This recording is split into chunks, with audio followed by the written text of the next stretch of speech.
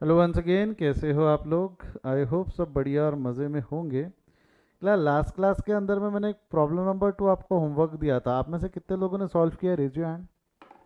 Problem number 2 और problem number 3, कायदे से दो क्वेश्चंस मैंने होमवर्क बोले थे कि 2 तो आप पक्का कर लोगे। 3 में पुराने एडजस्टमेंट्स जो हम फाउंडेशन में देखे थे, वही एडजस्टमेंट्स को ध्यान में रखते हुए बनाया गया क्वेश्चन है। ऐसा कहते हुए मैंने दो क्वेश्चंस आपको होमवर्क दिए थे, है ना? चलिए आइए, कोई बात नहीं। जिन्होंने किया अच्छी बात है, जिन्होंने नहीं किया कोई फर्क पड़ता तो है नहीं सर। आप कितना भी बोल दो, हम तो ऐसे ही नालायक हैं, है ना? एक बार हाथ उठाओ तो मेरे को देखने तो कितने लोगों ने किया है। How many of you are serious to clear C inter, ये मैं जानना चाहता हूँ। ठीक है, ठीक है। ऐसे एटीट्यूड से ना हो पाएगा। फाउंडेशन तक चल गया है, करना पड़ेगा। सभी ने किया है ऑलमोस्ट, दो जन को छोड़ के। वो दो पे मेरे को विश्वास नहीं था कि ये दोनों नहीं करके लेके आएंगे। ऐसे दो लोग हैं। वैसे तो मेरे को किसी पे ऐसा नहीं है ना, सभी पे विश्वास है कि होमवर्क करेंगे। इंटर में आ गए हैं, मेच्योरिटी आ गई होंगी। आपने देखा होगा आपके साथ वाले कई पीछे रह गए, होता है। इसीलिए अब आप उन पीछे रहने वालों में ना रह जाओ, इसलिए व्यवस्थित टाइम टू टाइम पढ़ाई ख़त्म करते चलो।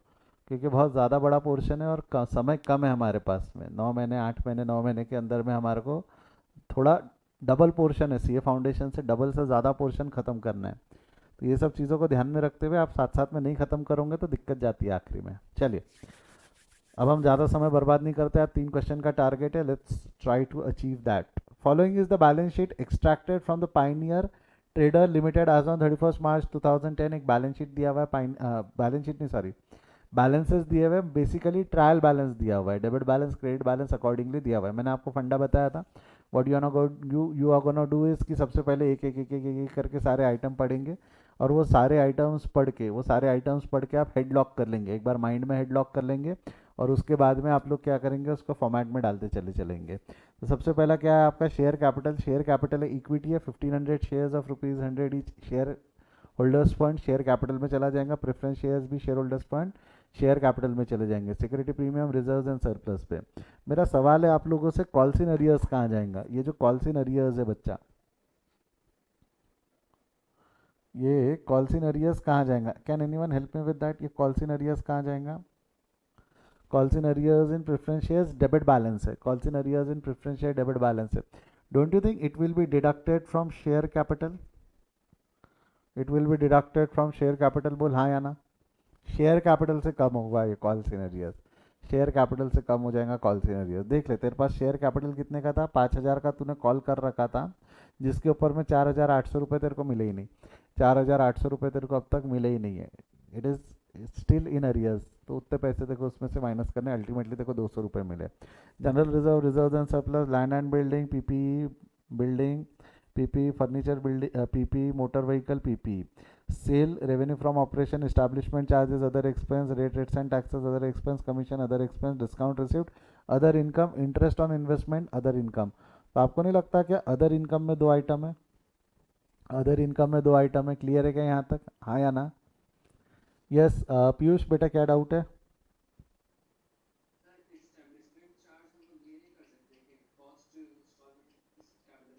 नहीं नहीं, ये इस्टेब्लिशमेंट चार्जेस मतलब तो वो ऑर्गेनाइजेशन इस्टेब्लिशमेंट चार्जेस ले रहा है, वो नहीं है।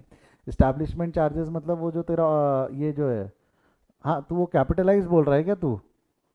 तेरा तू ये मान के चल रहा है कि मशीनरी जब लाके मैंने इस्टेब्लिश किया उसका चार्ज बोल रहा है तू, बराबर है? अगर वैसा होता तो स्पेसिफाई किया होता उसने। और वो ऑलरेडी अगर वैसा होता तो वो कोई ना कोई फिक्स एसेट में डाला हुआ होता।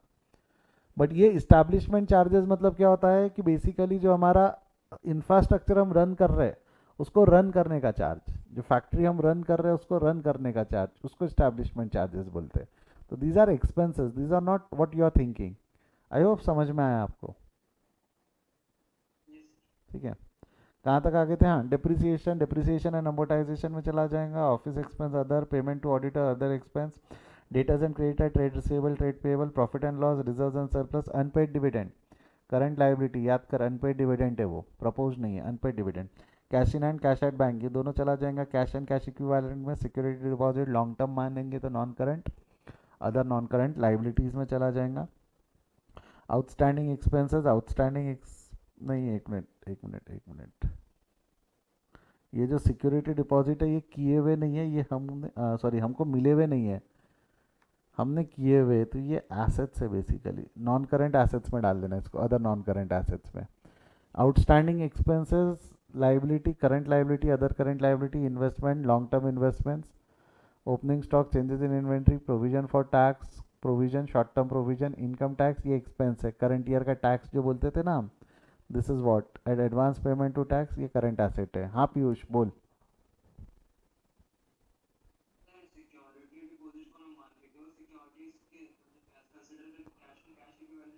नहीं, they are deposits, they are deposits, deposits are not equivalent to cash, उसके कुछ रिस्ट्रिक्शंस होते हैं। डिपॉजिट का मतलब ही ये होता है ना कि आप उस कुछ पीरियड के लिए आप जमा कर रहे हो ताकि उसके मदद से आप कुछ और काम करवा लो, वो अश्योरेंस होता है, तो वो कोई शॉर्टर पीरियड के लिए नहीं होता। कैश एंड कैश इक्विवेलेंट का मतलब क्या होता है, which can be easily converted या विच इज़ अवेलेबल, कैश की अवेलेबिलिटी तुरंत है, सिक्योरिटी डिपॉजिट की अवेलेबिलिटी फास्ट है क्या? आई होप फर्क समझ में आया दोनों में, यस और नो? चल, तो आई होप आपको एक बार पढ़ा के मोटा मोटी हेड्स समझ में आ गए। अब इतने सारे हेड्स हो जाते हैं सर हमारा दिमाग ही नहीं चलता, इतने सारे हेड्स हो जाते हैं हमारा दिमाग नहीं चलता, मुझे मालूम है वो प्रैक्टिस से ही आएगा, वो ऐसा नहीं आएगा। आप अगर क्वेश्चन घर पे एक बार ट्राई करोगे तो आपको समझेगा कि यार जब हम क्लास में सर के सामने सॉल्व करते हैं सर तो पट पट पट पट हेड बता देते हैं, बट हमसे दिक्कत जाती है, थोड़ा प्रैक्टिस करना पड़ेगा, थोड़ा प्रैक्टिस करना पड़ेगा, ठीक है। चलिए, ओवर द पीरियड हो जाएगा, डोंट वरी, सब बहुत ज़्यादा टेंशन मत लो, जब हम, यह भी आपका इंटर की बस शुरुआत है, हम आने वाले पीरियड में और देखेंगे भी। तो अब यहाँ से हम शुरू करते हैं। सबसे पहला आपका क्या है, share capital equity, 1500 shares of rupees 100 each, 1500 shares of rupees 100 each, ये चला जाएगा share holders fund share capital में। Share holders fund share capital का नोट 1 बन जाएगा, जिसका मैंने आपको बताया था। सबसे पहले ऑथराइज शेयर लिखेंगे हम, क्या लिखेंगे, ऑथराइज। डोंट यू थिंक यहाँ पे इस क्वेश्चन में हमको ऑथराइज भी मेंशन किया हुआ है, जो इशूड है वही ऑथराइज्ड है, जो इशूड है वही ऑथराइज्ड है। तो ये कितना हो जाएगा, 1500 equity shares of rupees 1 lakh and 500 8% redeemable preference shares rupees 5000, इसकी टोटल करके छोड़ देना। This is not the part of your balance sheet, इसकी टोटल करके छोड़ देना यहीं पे। क्या ये बैलेंस शीट का पार्ट बनती है क्या? नहीं, ये बैलेंस शीट का पार्ट नहीं बनती, दो डंडी मारना, यहाँ पे बात खत्म हो गया। And issued subscribed and paid up, issued subscribed and paid up, वो कितना हो जाएगा तेरा 1,50,000 एंड ये हो गया तेरा 5,000। समझा है तो थम्सअप दे दे, समझा है तो थम्सअप दे दे। मेरे से एक सवाल पूछा गया है कि sir fees of auditor financial cost नहीं है क्या? मेरे को पता ऑडिटर ने धंधे में पैसा लगाया क्या? ऑडिटर क्या धंधे में पैसा लगाता इसलिए हम उसको फीस पे करते क्या? क्या ऑडिटर धंधे में पैसा लगाता क्या? नहीं, तो वो फाइनेंस कॉस्ट कैसे हुआ? वो तो अपनी सर्विसेज देता है ना, ऑडिट करके देता है, फाइनेंस कॉस्ट नहीं, वो अदर एक्सपेंस है, वो एम्प्लॉय नहीं है, वहाँ तक ठीक था, वो अदर एक्सपेंस है। अगला देख, यहाँ तक हो गया, ये हो गया, ये हो गया। अगला क्या है तेरा, security premium reserve and surplus, अगला ऐड बन जाएगा तेरा। सिक्योरिटी प्रीमियम के लिए रिजर्व एंड सरप्लस नोट बना लेना, रिजर्व एंड सरप्लस का नोट नंबर 2, सबसे पहला आइटम आ गया सिक्योरिटी प्रीमियम। क्या कर रहा हूँ समझ रहा है ना? नेक्स्ट अगला क्या हो गया तेरा, सिक्योरिटी प्रीमियम के बाद नेक्स्ट आइटम है तेरा calls in arrears, calls in arrears will be deducted from share capital 4800। Debit balance है, क्रेडिट में लिखा है तो क्रेडिट में लिखा है, मतलब शेयर कैपिटल को क्रेडिट बैलेंस रहता है ना, उसमें से लेस हो गया है। General reserve, reserve and surplus में आ जाएगा 10,000, general reserve, reserve and surplus में आ गया 10,000। जनरल रिजर्व के बाद है लैंड एट कॉस्ट, पीपीई में चला जाएगा। अब यहाँ पे ना आपको अंदाजे से कुछ लाइंस छोड़नी पड़ेंगी, प्रैक्टिकल जब क्वेश्चन एग्जाम में आप सॉल्व करोगे तब आपको खुद का जजमेंट लेना पड़ेगा कि कितनी लाइंस छोड़नी है। मेरा बोलना है 7-8 लाइन छोड़ देना, 7-8 लाइन कम से कम छोड़ देना। इसमें फिक्स एसेट नहीं, अब ये हेड का नाम चेंज हो गया है ना, इस हेड का नाम अभी क्या हो गया, पीपीई, पीपीई, ठीक है पीपीई। इसका नोट नंबर 4 है सर, सर इसका नोट नंबर 4 क्यों सर? सर बीच का 3 नंबर कहाँ गया है ना, इसको नोट नंबर 4 क्यों दिया, बीच का 3 नंबर कहाँ गया? 3 नंबर एक्चुअली बीच में एक बनने वाला है, 3 नंबर बीच में एक नोट बनने वाला है। अगर मैं बता दूं टू बी मोस्ट प्रिसाइज तो 3 नंबर जो नोट है वो I think other current liabilities का बनेगा। काय का बनेगा? अदर करंट लाइबिलिटीज़ का नोट बनेगा, क्योंकि उसमें एक से ज़्यादा आइटम थे। बट अब हमको एग्जाम में कैसे पता चलेगा कि सर बीच में नोट आएगा? 7-8 लाइन छोड़ना है वहाँ तक तो हमारे लिए आसान है, 7-8 लाइन छोड़ देना हमारे लिए एक बार का आसान है, बट बीच में लाइन बीच में वो नंबर चौथा देना है, तीसरा देना है, कैसे पता चलेगा? अब टेंशन मत लो, एग्जाम में अगर आपने इसको 3 नंबर भी दिया तो भी कोई दिक्कत नहीं है, क्योंकि एग्जाम में तो क्वेश्चन आप ऐसा सॉल्व करोगे। अब ऐसे में लैंड पहले आ गया, और इसको आपने 3 नंबर देके रिजर्व एंड सरप्लस के नीचे भी बना लिया तो वैल्यू और नंबर नहीं काटेगा, बट प्रैक्टिकल लाइफ में नहीं चलता। प्रैक्टिकल लाइफ में भी चलता है। आपको मुकेश भाई की बैलेंस शीट याद है क्या? मुकेश भाई की दिखा देता हूँ मैं आपको। क्या ये कन्फ्यूजन होगा तो हम अभी दूर कर लेते हैं कि सर अगर सीक्वेंस में चेंजेस होते हैं तो क्या, सीक्वेंस में अगर हम इतना ज़्यादा उथल पुथल मचा देंगे तो हमारे जीवन का, हमारा करियर तो बर्बाद नहीं हो जाएगा। मैं आपको बैलेंस शीट ऑफ जियो भी दिखा देता हूँ, उन्होंने भी सीक्वेंस में चेंजेस किए हुए। कहाँ गया? ये देख, यहाँ पे लाइन से दिख रहा है 1 2 3 4 5 6 7 8 9 10 11 12 13 14 15 16 17 18 19 20। देख 20 के बाद में क्या लिखा हुआ है? डोंट यू थिंक 20 के बाद में एक 16 आ गया बीच में? 20 के बाद में 16 आ गया, 21 22, ठीक है। और नीचे में भी अगर पी एंड एल में देखोगे तो ज़रूरी नहीं है कि सीक्वेंस मेंटेन है। 23 24 25 26 27, फिर एक आ गया, फिर 28, फिर 4 4 आ गए। तो क्या सीक्वेंस मेंटेन रहना ज़रूरी है कि सीक्वेंस ऊपर नीचे हो सकता है नोट का? ऐसा बहुत टेंशन लेना क्या कि सर वो जब, क्योंकि मेरा जब आंसर दिखेगा तो वो सीक्वेंस में दिखेगा 1 2 3 4, बट हो सकता है आपको नोट नंबर 4 पहले बनाना पड़ गया, यानी पीपी का नोट पहले बनाना पड़ गया और आपने उसको 3 नंबर दे दिया, तो आप गलत हो कि आप सही हो? आप तब भी सही हो। समझा क्या मैं क्या बोलना चाह रहा हूँ? समझा क्या मैं क्या बोलना चाह रहा हूँ? समझा है तो थम्स अप दे, समझा है तो थम्स अप दे। अगर तूने इसको 3 नंबर भी दे दिया तो तू कहीं भी गलत नहीं है, तू कहीं भी गलत नहीं है। तो हमारा, मैंने तो लाइन से दे दिया, वो प्री सॉल्व आंसर है मेरे पास, इस वजह से मेरे को दिक्कत नहीं जा रही। मैं उसको नोट नंबर 4 दे रहा हूँ, हो सकता है आपने उसको नोट नंबर 3 दिया होगा, ठीक है। चलिए, क्या हो गया उसके अंदर में, क्या आ जाएगा तेरा? एक मिनट, लैंड आ जाएंगी। लैंड कितना हो जाएगा? 30,000। लैंड हो गया 30,000। अगला क्या है? Building at cost 70,000। उसके बाद है फर्नीचर है 2,000। Then motor vehicle 3,500। यहाँ तक हो गया हमारा।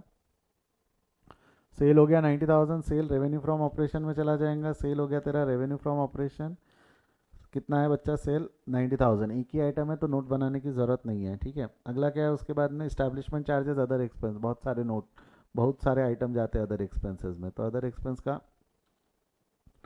यहाँ पे हम एक्सपेंस लिखेंगे। अदर एक्सपेंस थोड़ा लाइन वाइन छोड़ के व्यवस्थित। 7 नंबर है।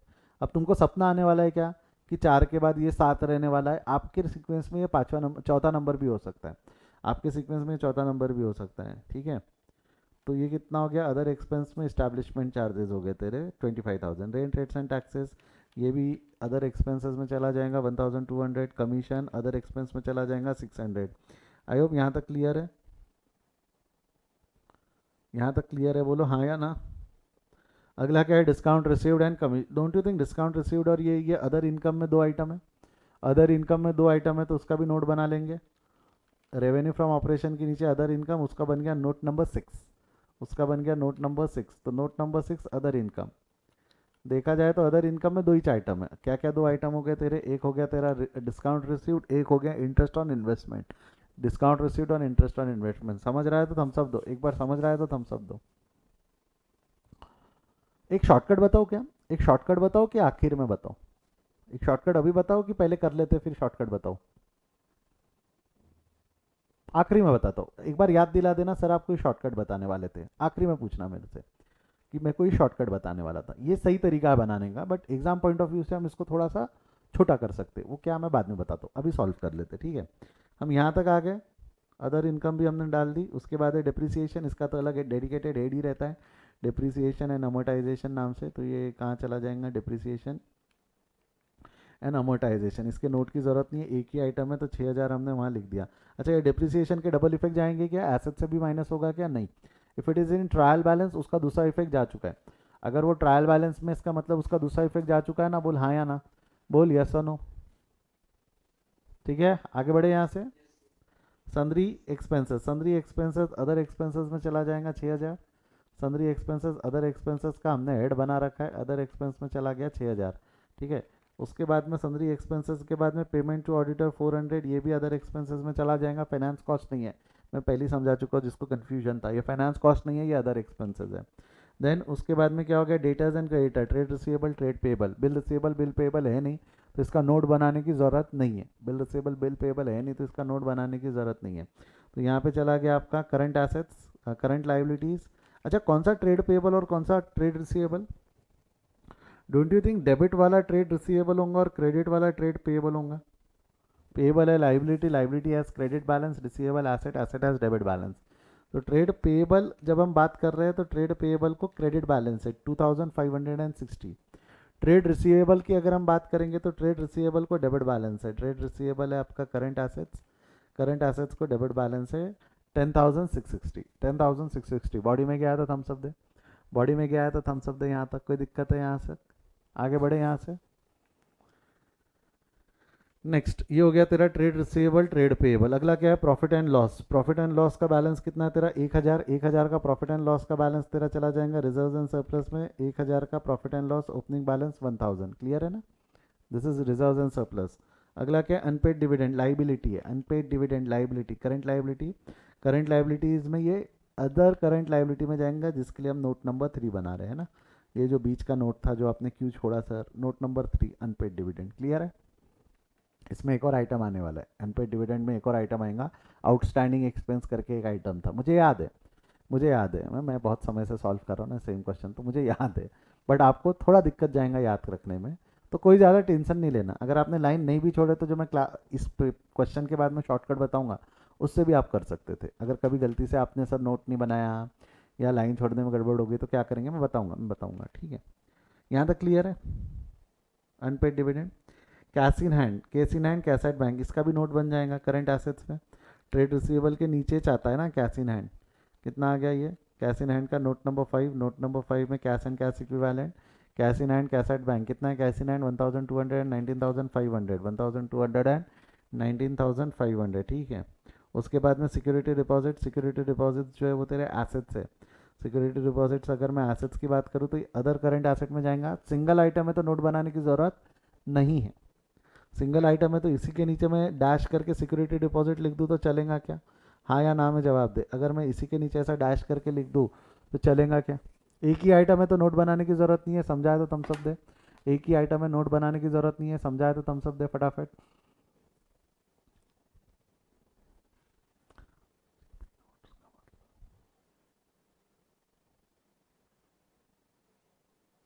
ये कहाँ से लेके आया सुचित तू? जीपी मतलब ग्रॉस प्रॉफिट होता है वैसे तो।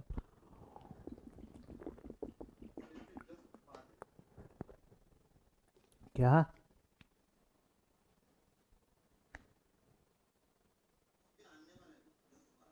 अच्छा, इसके बाद आने वाला है, ओके। आउटस्टैंडिंग एक्सपेंसेस क्या है? लाइबिलिटी है। देख इसके लिए हमने अदर करंट लाइबिलिटी में नोट बना रखा था, note number 3 other current liability outstanding expense 600। Outstanding expense क्या हो गया तेरा? 600 हो गया। क्लियर है? अगला investment in GP notes. GP note basically investment है सर। जीपी नोट यानी वो होगा कोई नाम होगा उसका पर्टिकुलर सिक्योरिटी का, जैसा डिबेंचर्स बॉन्ड वॉन्ड रहता है, या हो सकता है कोई गवर्नमेंट प्रॉपर्टी है, ऐसा कुछ होगा उसका नाम। गवर्नमेंट प्रपोज नोट या ऐसा कुछ नाम हो सकता है, मुझे नहीं पता उसका फुल फॉर्म क्या है। तो जीपी नोट में आप इन्वेस्टमेंट है बेसिकली। हमारे को ऐसा नाम से कंफ्यूज नहीं होना, इंस्टीट्यूट हमको डराने की कोशिश करेंगी है तो इन्वेस्टमेंट ना। इन्वेस्टमेंट है तो कहाँ चला जाएगा तेरा? Non current assets, non current investments में जीपी नोट। एक ही आइटम है इन्वेस्टमेंट में तो वहीं लिख दिया मैंने, अलग से उसका नोट बनाने की ज़रूरत नहीं है। Opening stock, changes in inventory. Opening stock चला जाएगा changes in inventory. Changes in inventory में आप ये ऐसा लिख दो ना, क्लोजिंग स्टॉक नील है 35,300, डायरेक्ट आउटर कॉलम में लिख सकते हैं। बॉडी में गया है तो थम्स अप दे दे, बॉडी में गया है तो थम्स अप दे दे। क्लियर है क्या यहाँ तक? क्लियर है क्या यहाँ तक? बोल हाँ या ना। ठीक है, नेक्स्ट यहाँ तक है provision for tax. Short term provision है करंट लाइबिलिटीज़। करंट लाइबिलिटीज़ के अंदर में short term provision, provision for tax single item है, हमने डायरेक्ट 6000 लिख दिया। Income tax, don't you think this is current tax? कुछ 2-4 लाइन छोड़ देना। टैक्स एक्सपेंसेस हम यहाँ लिख देते, करंट ईयर का टैक्स है 10,000, करंट ईयर का टैक्स है 10,000।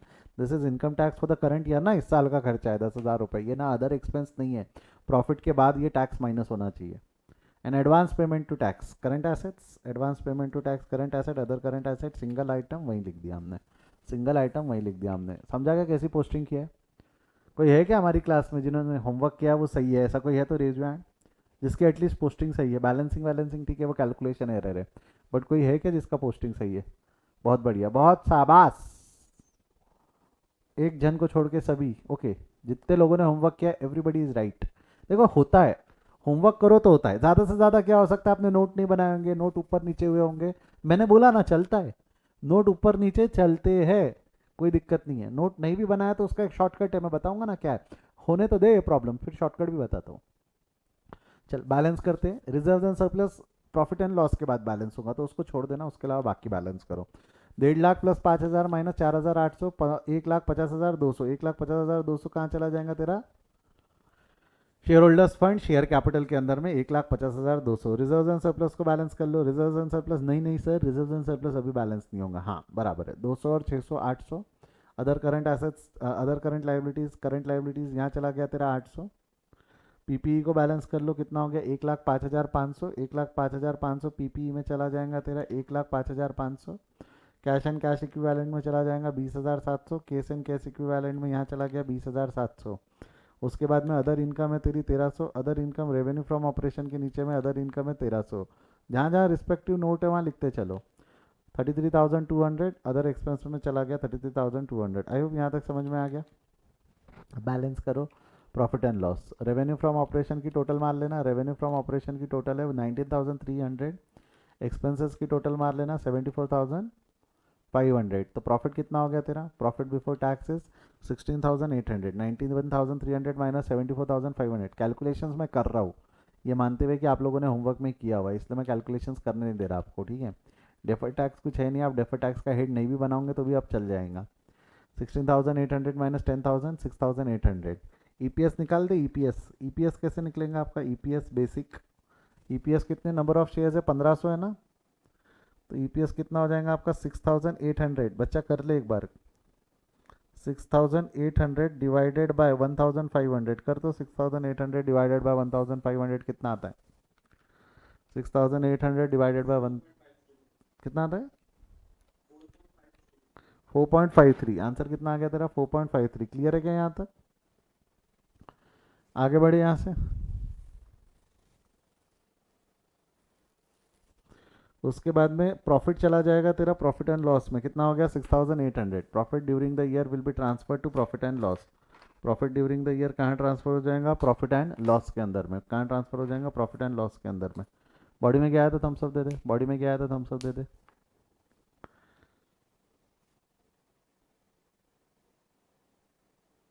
ठीक है, अभी इसको बैलेंस कर ले। Reserve and surplus, reserve and surplus का बैलेंस आ जाएगा तेरा 20,300। ये चला जाएगा बैलेंस शीट के लाइबिलिटी साइड में। रिजर्व एंड सरप्लस का नोट बना था 20,300। अब टोटल मार ले लाइबिलिटी साइड की। लाइबिलिटी साइड की टोटल है 1,79,860 and 1,79,860। How many of you could tally this? Raise your hand. जितने लोगों ने होमवर्क किया था उसमें से कितने लोगों ने इसको टैली कर पाया है? मैं ये जानने में ज़्यादा इंटरेस्टेड हूँ। टैली कितने लोग कर पाए थे? 179,860 बनाया था, पोस्टिंग की थी, कैलकुलेशन में भी गलती हो रही है हमसे मतलब। चलिए 2 ही जन है जिन्होंने टैली किया है, बाकी गलती समझी क्या? गलती समझी क्या?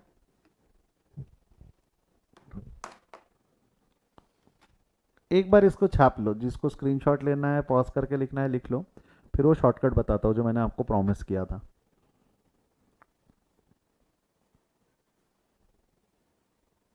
ठीक है, हो गया फर्स्ट पार्ट। सेकेंड पार्ट लिख लो। Other income, other current liabilities and trade receivable and everything, है ऐसा दिखा देता हूँ ना। करंट एसेट से नीचे अदर इनकम तक दिया हुआ है।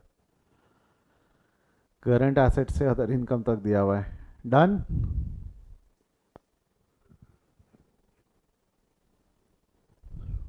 Other expenses, other expenses 33,200।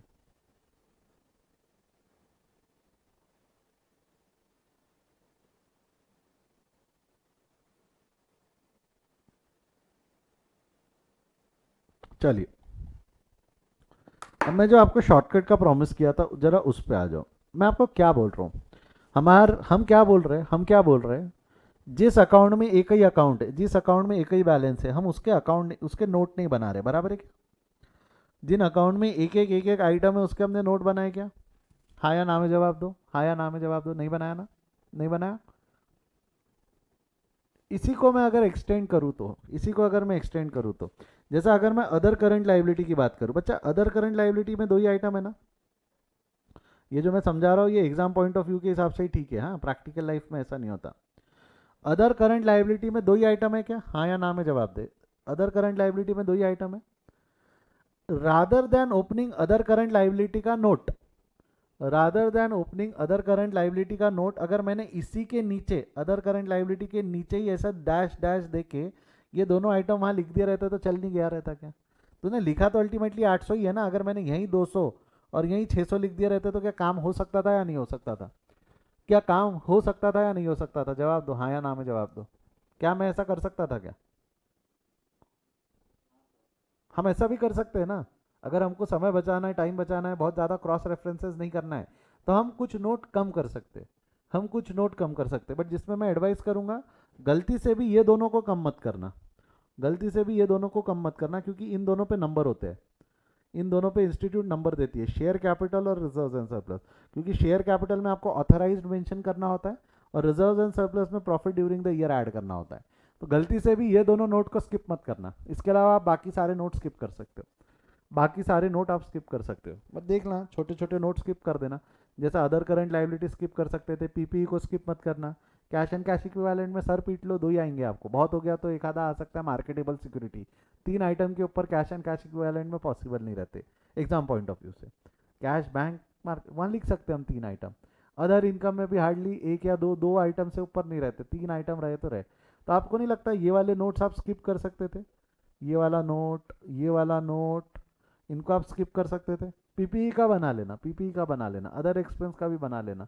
तो ये क्वेश्चन को अगर मैं छोटा करना चाहता था तो कम से कम तीन नोट में स्किप कर सकता था, तीन नोट में स्किप कर सकता था और वहीं लाइन लिख के नीचे डैश डैश लिख के लिख सकता था।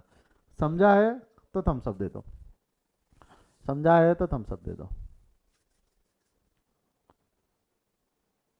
चलिए आगे बढ़ते हैं, एक क्वेश्चन और मैंने कहा था एक बार घर पे ट्राई करके आना, कोई है क्या जिन्होंने ट्राई किया था प्रॉब्लम नंबर 3? कोई है हमारे बीच में जिन्होंने प्रॉब्लम नंबर 3 को ट्राई किया? बहुत बढ़िया, good good good good good good Sanitra, good Shrutika, शाबाश शाबाश। और नालायक को तुमने नहीं किया, कोई बात नहीं कोई बात नहीं कोई बात, सर आपने भी ट्राई बोला था, अगर होमवर्क था तो होमवर्क बोलने का अगली बार से, हाँ ठीक है, मैं याद रखूंगा, मैं याद रखूंगा, ठीक है। चलिए मैं पढ़ता हूँ, इजी था। आपको लगेगा कि सर ये ऐसा क्वेश्चन और हमने नहीं कोशिश की, ऐसा आपको लगेगा, मैं सॉल्व कर दूंगा, अब मैं सॉल्व कर दूंगा इसको, ठीक है।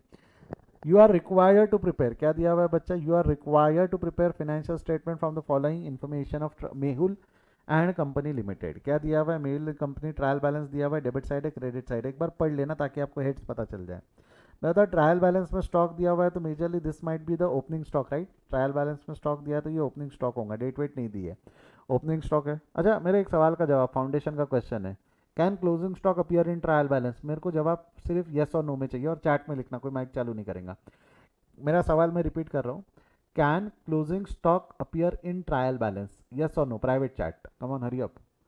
Can closing stock appear in trial balance, जिन्होंने मुझसे सीए फाउंडेशन पढ़ा है, मैंने लॉजिक पढ़ाया था, मैं जानना चाहता हूँ कितने लोगों को याद है। Can closing stock appear in trial balance, yes और नो?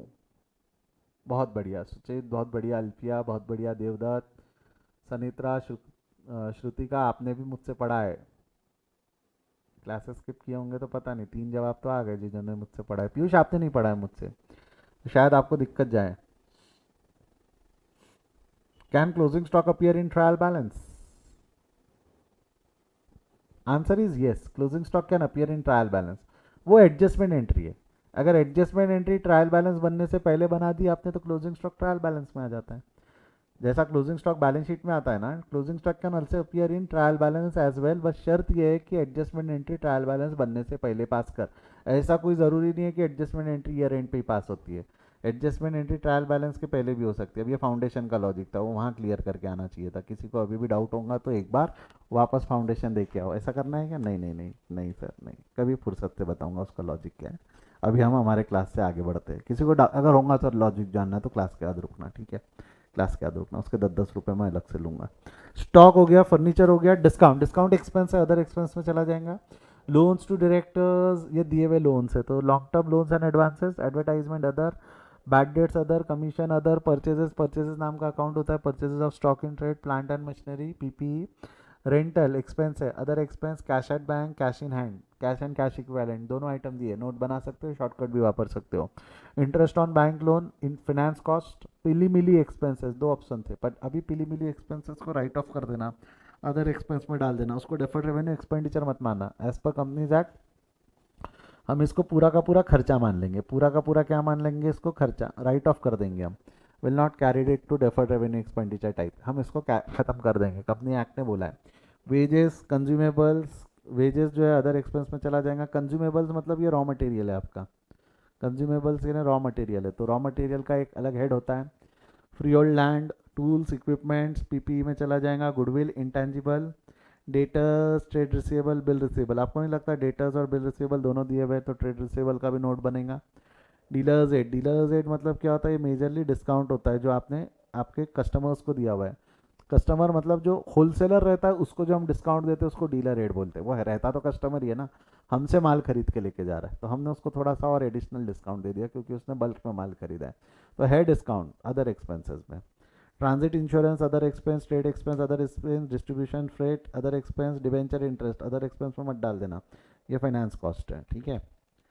अगला क्या है उसके बाद में, equity shares, share capital, debenture, long term borrowings, bank loan, long term borrowing. तो लॉन्ग टर्म बोरिंग में दो ऐड हो गए, हेड बन जाएगा, नोट बन जाएगा। Bill payable, trade receivable, bill payable creditor, trade payable, दो item. Sales, revenue from operation, rent other income, transfer fees भी अदर इनकम है।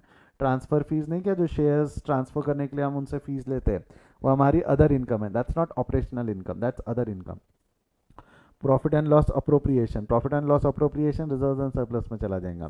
प्रोविजन फॉर डिप्रिसिएशन, ये डिप्रिसिएशन जो है क्रेडिट बैलेंस है, ये जो है वो है ना प्रोविजन फॉर डिप्रिसिएशन। डिप्रिसिएशन, एक मिनट मैंने गड़बड़ की है शायद, पी एंड एल अप्रोप्रिएशन को मैंने अदर इनकम बोल दिया था, P and L appropriation reserve and surplus में जाएगा। ये पी एंड एल का बैलेंस है ना, प्रॉफिट एंड लॉस का जो कैपिटल में नहीं गया था अलग से दिख रहा था वो बैलेंस है ये। Provision for depreciation, provision for depreciation assets में से माइनस हो जाएगा, प्लांट एंड मशीनरी से माइनस हो जाएगा। यहाँ तक समझाया तो थम्स अप दे दे, यहाँ तक हेड समझाया तो थम्स अप दे दे। क्लोजिंग स्टॉक, दो इफेक्ट्स, एडजस्टमेंट, एडजस्टमेंट के डबल इफेक्ट, राइट, एडजस्टमेंट के कितने इफेक्ट जाते हैं, डबल, डबल इफेक्ट में। क्लोजिंग स्टॉक, अगर आपको जो बचपन ही का याद है तो क्लोजिंग स्टॉक आपने देखो, कितने लोगों को एंट्री याद है, raise your hand. Closing stock की एंट्री क्या है, एंट्री से आप मेरे से पढ़े हो तो मैंने एंट्री से पढ़ाया था, मेरे से पढ़े हो तो मैंने एंट्री से पढ़ाया था। क्लोजिंग स्टॉक की क्या है, क्लोजिंग स्टॉक की एंट्री, एक ही जन ने हाथ उठाया जिसने मुझसे पढ़ा ही नहीं है, पीयूष ने हाथ उठाया और उसने मुझसे, क्या है रे पीयूष बता, क्लोजिंग स्टॉक की एंट्री क्या है। Closing stock account debit to trading account, closing stock account debit to, किससे पढ़ा है तू,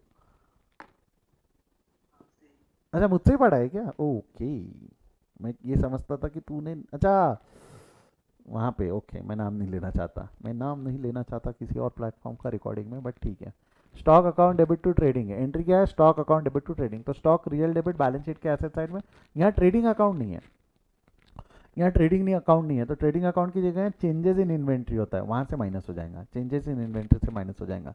समझाया तो थम्स अप दे दो, समझाया तो थम्स अप दे दो, क्लियर है। स्टॉक बैलेंस शीट के एसेट साइड में, करंट एसेट में, ट्रेडिंग इन्वेंट्री के हेड के अंदर में, और वहाँ से माइनस। और ये डिप्रिसिएशन है, डिप्रिसिएशन क्या हो जाएगा, डिप्रिसिएशन पी एंड एल में डेबिट हो जाएगा और रिस्पेक्टिव एसेट से माइनस हो जाएगा। Furniture, freehold, land, loose tool, आप चाहो तो इन पर स्टार मार्क भी कर सकते हो। क्या है, फर्नीचर कहाँ गए, सब लाइन से ही लिखे हुए थे कहीं तो भी, हाँ ये देखिए रे, फर्नीचर कहाँ है, फर्नीचर, फर्नीचर ऊपर है, ये furniture, freehold land, loose tool और प्लांट एंड मशीनरी था नहीं, और क्या आइटम था, हाँ बस इतने ही थे, तीन आइटम थे, ठीक है। तो इसको लाइन छोड़ देना, उसके नीचे डिप्रिसिएशन माइनस करने के लिए। इजी है, कर सकते थे नहीं कर सकते थे, देख के लग रहा है ना कर सकते थे, हाँ ना, कुछ तो बोला, कुछ तो बोला, ऐसा कैसा होगा, चलो कोई बात नहीं, कोई बात नहीं, जिन्होंने किया अच्छी बात है, जिन्होंने नहीं किया वो भी अच्छी बात है, हमने किसी को कुछ नहीं कहना है, ठीक है। मैं चौड़ो अब, यू आर एडल्ट नाउ, है ना, हो गए ना, जमाना हो गया सर, एडल्ट हुए, बस बुद्धि नहीं बढ़ पाई। चलिए अब मेरे को एक चीज़ बताओ, स्टॉक है, शुरू करें, शुरू करें, रेडी स्टेडी गो, डेबिट साइड से शुरू करते हैं। सबसे पहला आइटम है स्टॉक, स्टॉक कैसा आ जाएगा, यहाँ रेवेन्यू फ्रॉम ऑपरेशन रहता है, यहाँ एक्सपेंसेस रहता, एक्सपेंसेस में दो तीन लाइन छोड़ देना, चेंजेस इन इन्वेंट्री आता है, राइट। चेंजेस इन इन्वेंट्री में मैं इनर कॉलम में लिख रहा हूँ, मैं इनर कॉलम में कैसा लिखूंगा, ओपनिंग स्टॉक है 68,000, 68,000, ये समझा क्या मैंने क्या किया, इसमें से माइनस क्लोजिंग करेंगे और बाद में इफेक्ट हम बाहर के कॉलम में देंगे ना, इसमें से माइनस क्लोजिंग करके इफेक्ट हम बाहर के कॉलम में देंगे, यस और नो, समझा क्या, डायरेक्ट नहीं लिखा अभी 68,000, अभी तक जितने क्वेश्चन हमने सॉल्व किए थे उसमें क्लोजिंग स्टॉक नील था, इसलिए बाहर लिखने में आ गया था। अगला स्टॉक के बाद में क्या हो गया तेरा, स्टॉक के बाद में नेक्स्ट आइटम क्या है, फर्नीचर। फर्नीचर फर्नीचर कहाँ चला जाएगा, बैलेंस शीट की एसेट साइड में, ऊपर कुछ 7-8 लाइन छोड़ देना स्वादानुसार। तो ये हो गया asset, non current assets, fix assets. Fix assets नहीं, इसको क्या बोलेंगे अभी हम, पीपीई। क्या बोलेंगे इसको, पीपीई। ऐसा मत कर, एक काम कंट्रोल।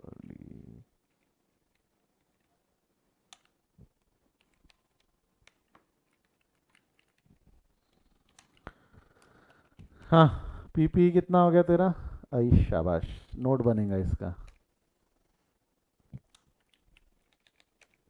पीपीई का क्या बन जाएगा बच्चा, पीपीई का नोट बन जाएगा, नोट नंबर 5 सर। सपने में भी नहीं सोच पाएंगे कि पांचवा नंबर है, क्या लिख देना, 1। तूने क्या लिख देना, 1, ठीक है। 1 मत लिखना, 3 लिखना। 1 share capital, 2 reserve and surplus, 3 PP, ऐसा लिखना, ठीक है। एकदम 1 मत लिख देना, इतना भी मत गिरो, ठीक है। इतना भी इंस्टीट्यूट को हल्के में मत लो, उनके लिए 2 नोट इंपॉर्टेंट है। इंस्टीट्यूट के लिए 2 नोट इंपॉर्टेंट है, share capital and reserve and surplus, ठीक है। कितना है, फर्नीचर हमने लिख दिया 50,000, क्लियर है यहाँ तक। फर्नीचर हमने लिख दिया 50,000, बॉडी में गया है तो थम्सअप दे दो, बॉडी में गया है तो थम्सअप दे दो, कोई दिक्कत है यहाँ तक, आगे बढ़ू यहाँ से।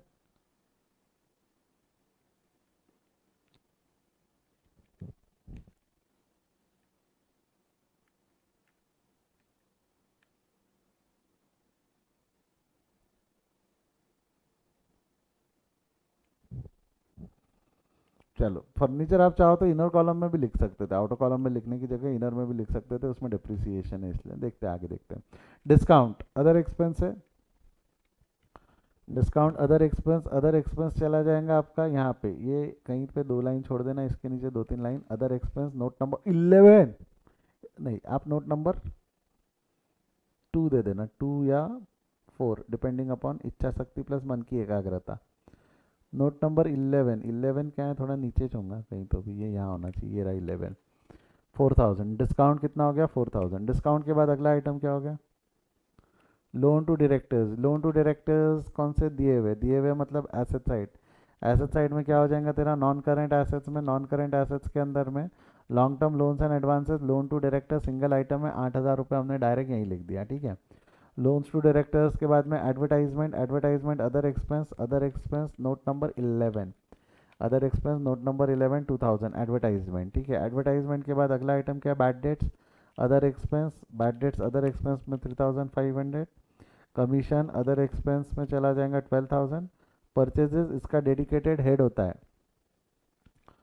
परचेजेस का डेडिकेटेड हेड होता है कि यहाँ पे चला जाएगा आपका परचेजेस, कितना है purchases, purchases of stock in trade that is 2,31,900। Purchases के बाद में अगला आइटम क्या है तेरा, प्लांट एंड मशीनरी, पीपीई में चला जाएगा, पीपीई का नोट बनाया हमने, plant and machinery. Plant and machinery कितना है बच्चा, plant and machinery, plant and machinery is 86,000। 2 line छोड़ा हूँ मैंने calculation for depreciation of furniture and fixtures के लिए।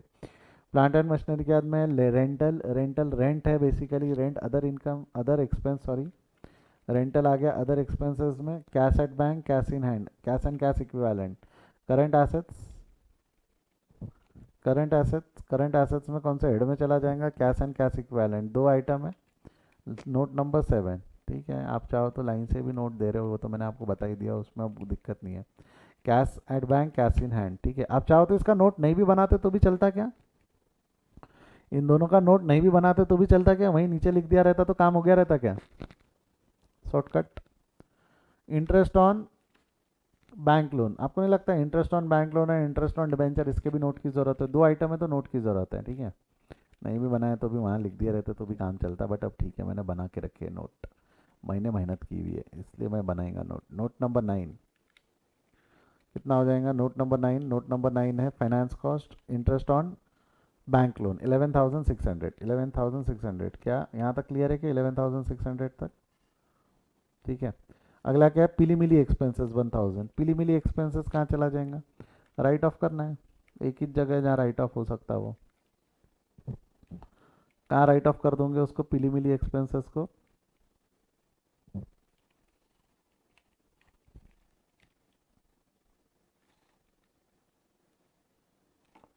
अच्छा ओके, प्रिलिमिनरी एक्सपेंसेस को नॉन करंट एसेट्स में लिख रखा है हमने 1,000। आप चाहो तो प्रिलिमिनरी एक्सपेंसेस को राइट ऑफ भी कर सकते हो, है ना।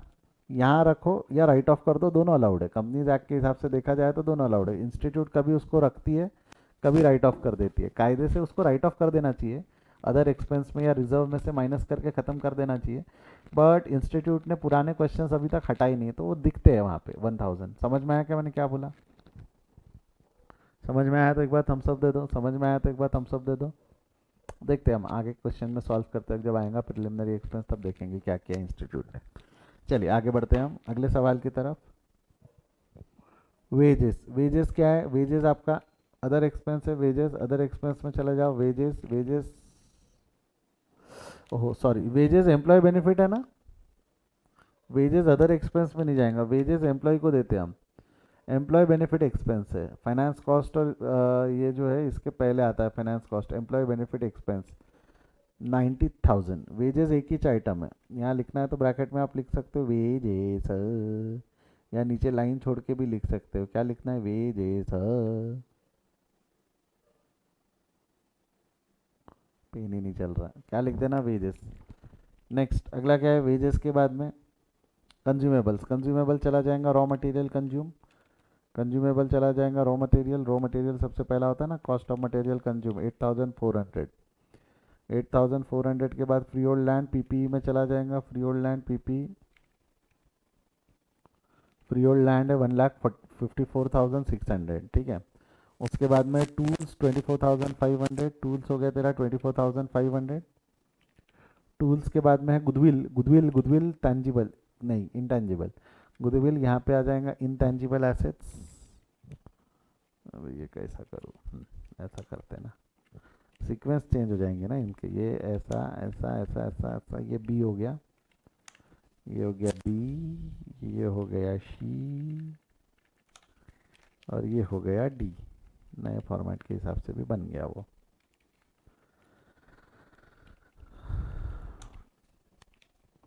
ठीक है।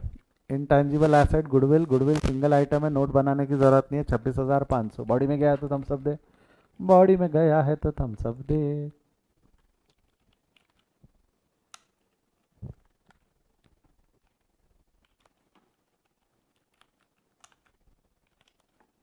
नेक्स्ट गुडविल के बाद में अगला आइटम क्या हो जाएगा? गुडविल के बाद में debtors and creditor, debtors and bill receivable.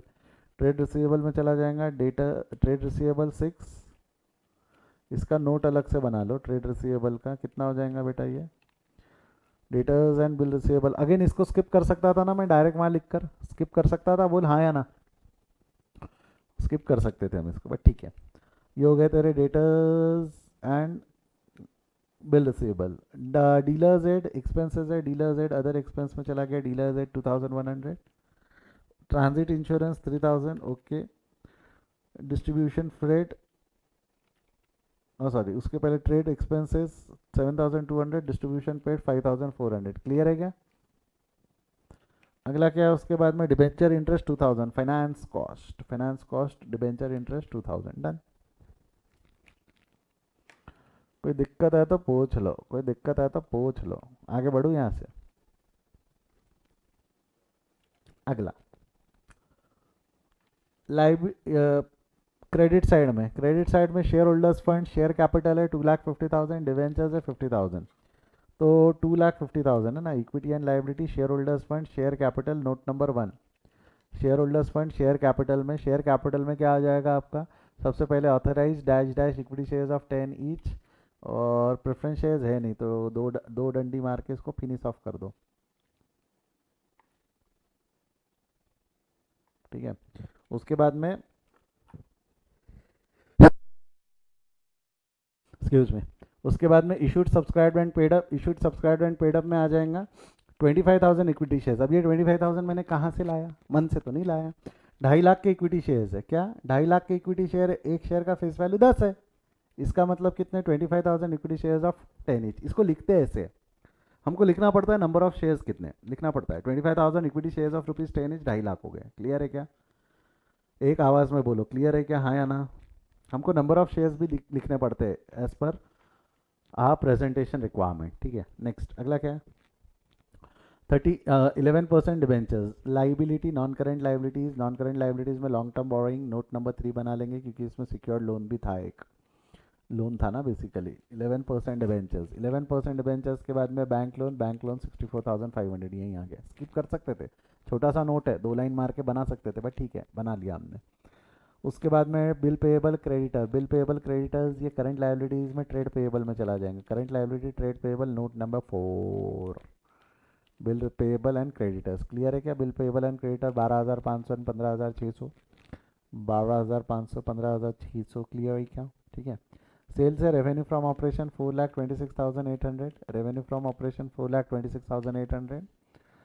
Rent received other income है, rent received transfer fees, rent receive transfer fees note number 8, 2 item है क्योंकि rent received and transfer fees 4,600 and 1,000।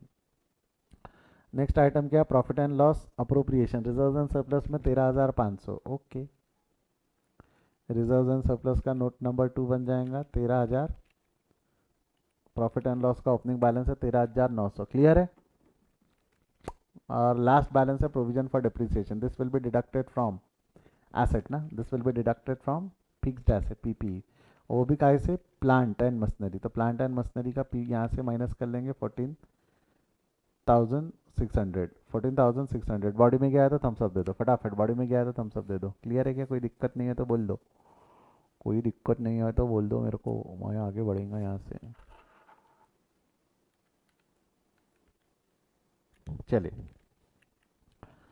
अब मैं क्या कह रहा हूँ, ध्यान देना, अब मैं क्या कह रहा हूँ। इसके बाद में क्या हो जाएगा अब आपका, एडजस्टमेंट्स पे आ जाओ। एडजस्टमेंट नंबर वन क्या है? स्टॉक दिया हुआ है 82,300, स्टॉक की एंट्री क्या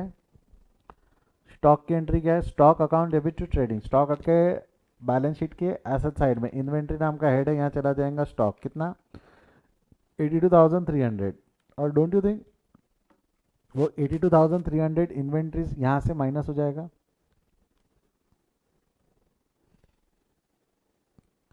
82,300 इसको माइनस करो तो कितना होता है? अल्टीमेटली ये इस तरीके से दिखेगा, वो इस तरीके से दिखेगा। हाँ या ना में जवाब दे। 68,000 माइनस 82,300, आंसर कर तो माइनस नेगेटिव में आएगा, इसको माइनस कर, आंसर नेगेटिव में आता है।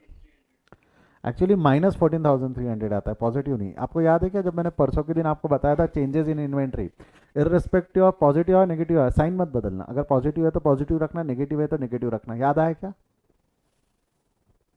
14,300 यह एक्सीडेंट पॉइंट है, बच्चा लोग पॉजिटिव लिख देते सर, ऐसे कैसे फाइनेंशियल स्टेटमेंट में नेगेटिव रहेगा? रह सकता है, फाइनेंशियल स्टेटमेंट में नेगेटिव फिगर आ सकता है, ज़बरदस्ती उसको चेंज मत करना। मुकेश भाई बैलेंस शीट दिखाओ।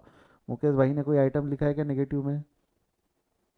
ये देखिए लिखा है, मुकेश भाई भी नेगेटिव में लिखते हैं, लॉस है बेसिकली इनको, करंट ईयर में लॉस है 4,600 का। देखिए क्या क्या किया उन्होंने, क्या तमाशा मचाया, लॉस वॉस करके बैठ गए, ये देखो, ए लॉस वॉस कर लिया, अरे बेकार आदमी है, लॉस हो गया इनको, कितने का? 7,000, 7,192 का है, तो चिल्लर पैसे नहीं, करोड़ों में है बाबा, करोड़ों में है ये। 7,192 करोड़ का लॉस बुक किया था। और उसके पिछले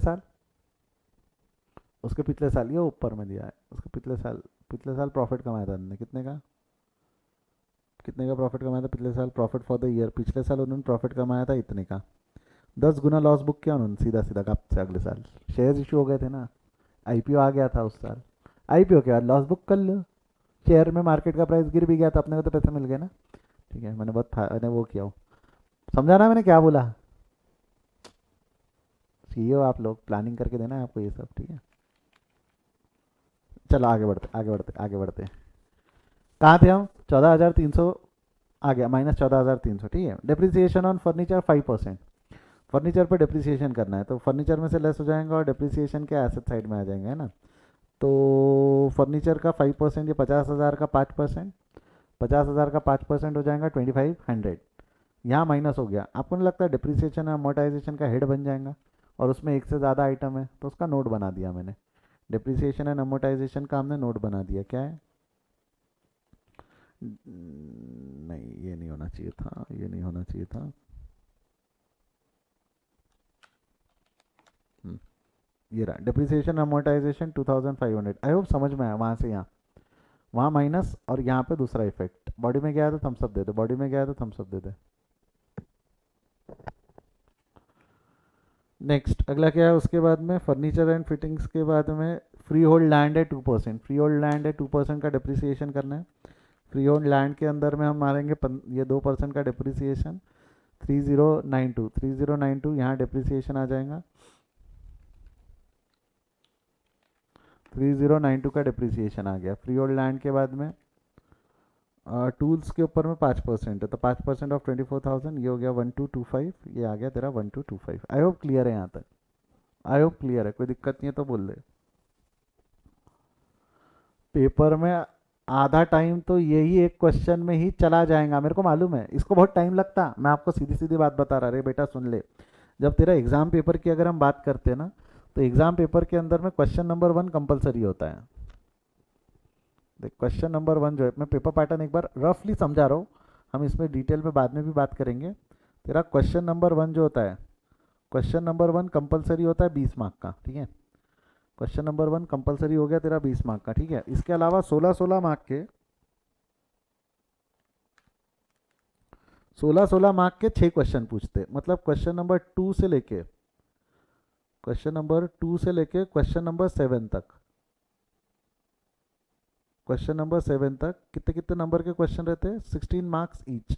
अब उसमें कॉम्बिनेशन रहता है, कुछ क्वेश्चन रहते हैं वो 8-8 मार्क के रहते हैं, कुछ क्वेश्चन रहते हैं जो 16 मार्क का एक क्वेश्चन रहता है, किसी में 8-8 मार्क के 2 रहते हैं, 4-4 मार्क के 4 रहते हैं, एक 12 मार्क, एक 4 मार्क, ऐसे कॉम्बिनेशन में ही आते हैं। तो अगर आप देखोगे तो 6 क्वेश्चन अगर हम 16 मार्क के पूछे, 6 क्वेश्चन अगर हम 16 मार्क से पूछे, तो ये कितने कितने हो जाते हैं, कुछ अराउंड 96 नंबर्स होते हैं। कितने नंबर होते हैं, 96। 20 नंबर कंपलसरी, 96 नंबर जो होता है, इसमें से ये 6 क्वेश्चन में से तेरे को किन्हीं 5 क्वेश्चन को सॉल्व करना होता है। किन्हीं 5 क्वेश्चन को, मतलब एक क्वेश्चन आप ऑप्शन में छोड़ सकते हो, एक क्वेश्चन अगर आप ऑप्शन में छोड़ सकते हो। तो आई पर्सनली एडवाइस, अगर फाइनल अकाउंट का क्वेश्चन आया तो उसको ऑप्शन में छोड़ देना। फाइनल अकाउंट का क्वेश्चन आया तो उसको ऑप्शन में छोड़ देना, because it requires time, it requires time. क्या है, उसको सॉल्व करने के चक्कर में बाकी पेपर लग जाती है। हाँ, अगर ज़िंदगी में और कुछ आ ही नहीं रहा, पेपर में आपको और कुछ आ ही नहीं रहा, और टाइम बहुत है आपके पास, जीवन में टाइम बहुत है, तो सॉल्व करना, तो सॉल्व करना। समझा क्या, समझा क्या ने क्या बोला, हाँ या ना। इंस्टीट्यूट को भी मालूम है 80% of the student don't solve this question. Institute ये क्वेश्चन तभी पूछती है जब इंस्टीट्यूट आपको ऑप्शन नहीं देना चाहती है। इंस्टीट्यूट आपसे ये क्वेश्चन तभी पूछेंगे जब वो आपको ऑप्शन नहीं देना चाहती बाकी क्वेश्चंस में। इंस्टीट्यूट भी स्मार्ट है, इसलिए वो सीए का इंस्टीट्यूट है, और आप सीए के स्टूडेंट हो, ठीक है। जो भी है, देखिए देखिए आएंगे हम, पेपर भी सॉल्व करवाऊंगा मैं आपसे, आखिरी में बिठा के आरटीपी पेपर वगैरह सॉल्व करने लगाऊंगा मैं आपको ओवर द पीरियड। करेंगे हम प्रैक्टिस, सबकी तैयारी करेंगे, पेपर कैसे सॉल्व करना, किसका टाइम मैनेजमेंट कैसा करना वगैरह वगैरह हम बात करते हैं, ठीक है। ये हो गया यहाँ तक, ठीक है। इसमें कुछ बचा है क्या, इसमें कुछ बचा हुआ है क्या, मेरे को लग रहा है कुछ बचा है, कुछ बचा हुआ है क्या।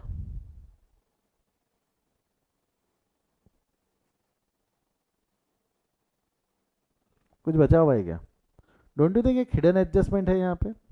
डिबेंचर इंटरेस्ट जो है, डिबेंचर इंटरेस्ट है आपका 50,000 रुपये। डिबेंचर इंटरेस्ट कितना है बच्चा, डिबेंचर इंटरेस्ट जो है, डिबेंचर है 50,000 रुपये का, जिसपे 11% का इंटरेस्ट मिलना चाहिए। जरा कैलकुलेट करके बताओ तो 50,000 पे 11% कितना होता है। डिबेंचर है आपके 50,000 के, जिसके ऊपर में 11% का इंटरेस्ट आपको मिल जाना चाहिए। क्या हो गया,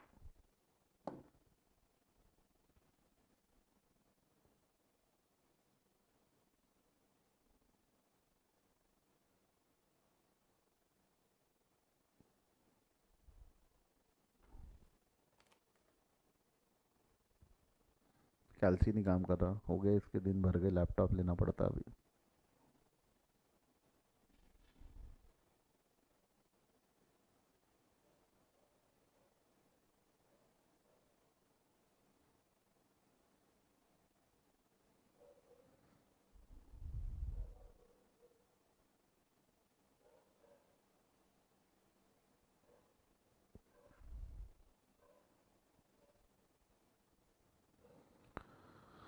हाँ बोलो। 50,000 पे 11% के हिसाब से इंटरेस्ट कितना होगा, 50,000 इंटू 11%, दैट्स 5,500, यस और नो। जो हमने इंटरेस्ट डिबेंचर्स इशू किया हुआ है उसके ऊपर में हमको इंटरेस्ट साल भर का 5,500 पे करना पड़ेगा। ये समझाया तो थम्स अप दे, ये समझाया तो थम्स अप दे।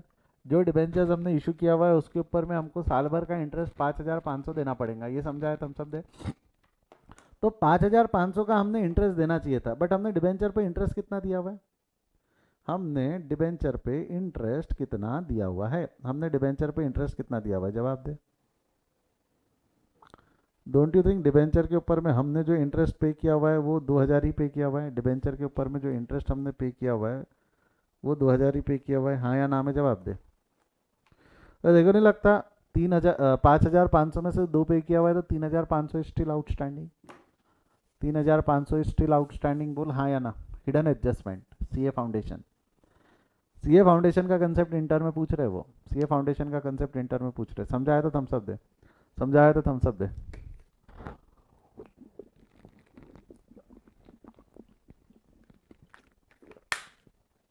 बढ़ो आगे। क्या हो जाएंगे एंट्री? डिबेंचर इंटरेस्ट तेरा फाइनेंस कॉस्ट में चला जाएगा। फाइनेंस कॉस्ट में कैलकुलेशन भी लिख देना, 50,000 इंटू 11% माइनस 2,000, 3,500 इसमें ऐड हो जाएगा। आउटस्टैंडिंग इंटरेस्ट, और आउटस्टैंडिंग इंटरेस्ट तेरा करंट लाइबिलिटी में चला जाएगा। करंट लाइबिलिटी में यहाँ पे बना लेना item other current liability. Other current liabilities में डिबेंचर इंटरेस्ट 3,500। समझ गए तो थम्सअप दे दो, समझ गए तो थम्सअप देने की दरकार है आपसे।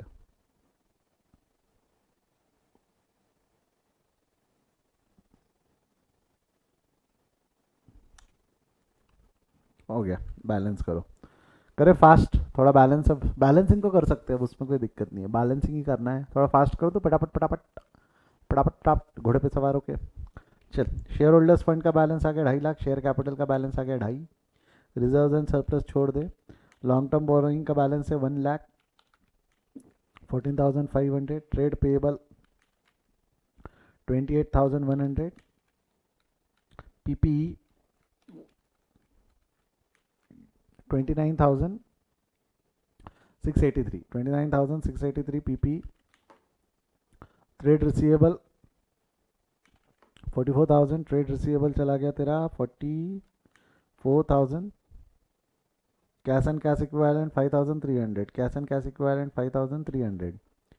एंड अगला क्या है तेरा? Other income. अदर इनकम कितना हो गया तेरा? 5,600, 5,600। एंड नाइन्थ नोट जो है आपका finance cost, finance cost is 17,100, 17,100।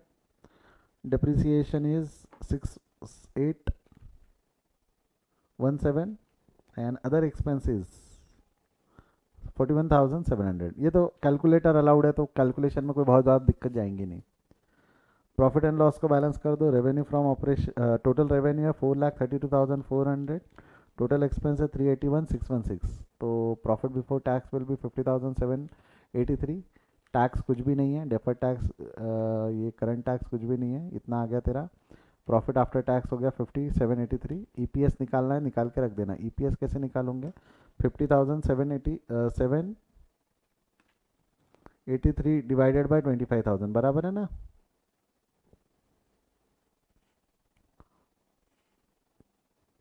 50,000 आप लिख लेना उसको। 50,783 डिवाइडेड बाय 25,000 कितना आ जाएगा? ये 2.03 और ये 2.03, वो 2.03 नहीं, सॉरी 50,786 जो है वो रिजर्व एंड सरप्लस में चला जाएगा। ये हो गया तेरा 64,683। 64,683 will be transferred to reserve and surplus, and इसमें टोटल ले लो इसकी 4,60,783। 4,60,783 बॉडी में गया है तो थम्स अप दो, बॉडी में गया है तो थम्स अप दो। Those who want to take the screenshot, screenshot ले लो। जो पॉज करके लिखना चाहते हैं पॉज करके लिख लो।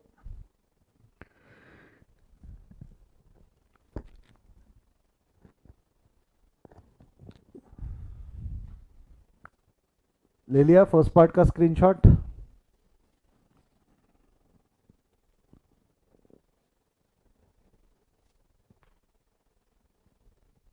एक आइडिया आ गया क्या आपको कि इंस्टीट्यूट अगर आपके मजे लेने पे उतर आए तो कैसे कैसे मजे ले सकती है?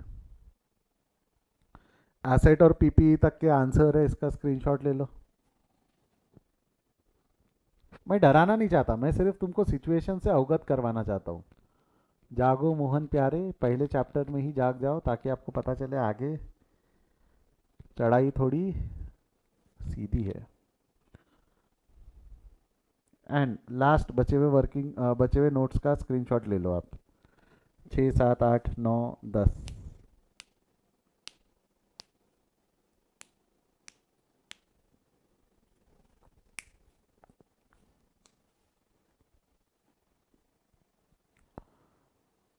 बचा 9, 10 का स्क्रीनशॉट ले लो। 9, 10 के जो नोट है आपके, उसका स्क्रीनशॉट ले लो। नोट्स टू अकाउंट डन है यहाँ तक? है, जान है ना? एक क्वेश्चन और, आखिरी क्वेश्चन और। अब मैं आपको बताता इंस्टीट्यूट क्या मजे करती तुम्हारे। नेक्स्ट लेवल है इंस्टीट्यूट, नेक्स्ट लेवल। आपने ऐसे क्वेश्चन प्रैक्टिस किए, 1, 2, 3 ऐसे क्वेश्चन प्रैक्टिस किए, वो पूछ लेंगे एग्जाम में ऐसा क्वेश्चन जिसको आपने पढ़ा ही नहीं रहता, प्रैक्टिस ही नहीं की रहती। क्या है इस क्वेश्चन में? कुछ नहीं, ईजी है एक्चुअली। ये क्वेश्चन ज़्यादा ईजी है as compare to what you have practice. पढ़ एक मिनट, क्या दिया हुआ है? From the following particular finish to Pioneer Limited prepare a balance sheet as on 31 March as required by schedule 3 of companies act. Schedule 3 click होना चाहिए, vertical format, share capital, share वगैरह वगैरह वगैरह, उसके हिसाब से बनाना है। Give notes to footnote of the balance sheet found necessary. जहाँ जहाँ नोट की जरूरत है वहाँ वहाँ नोट बना लेना, ठीक है? एक बार पढ़, एक बार शांति से पढ़ इसको। मैं हटता हूँ, एक बार शांति से पढ़ पूरी बैलेंस शीट मेरी मदद के बगैर पढ़। एक बार पढ़ तो पूरा पूरा क्वेश्चन मेरी मदद के बगैर पढ़ तो।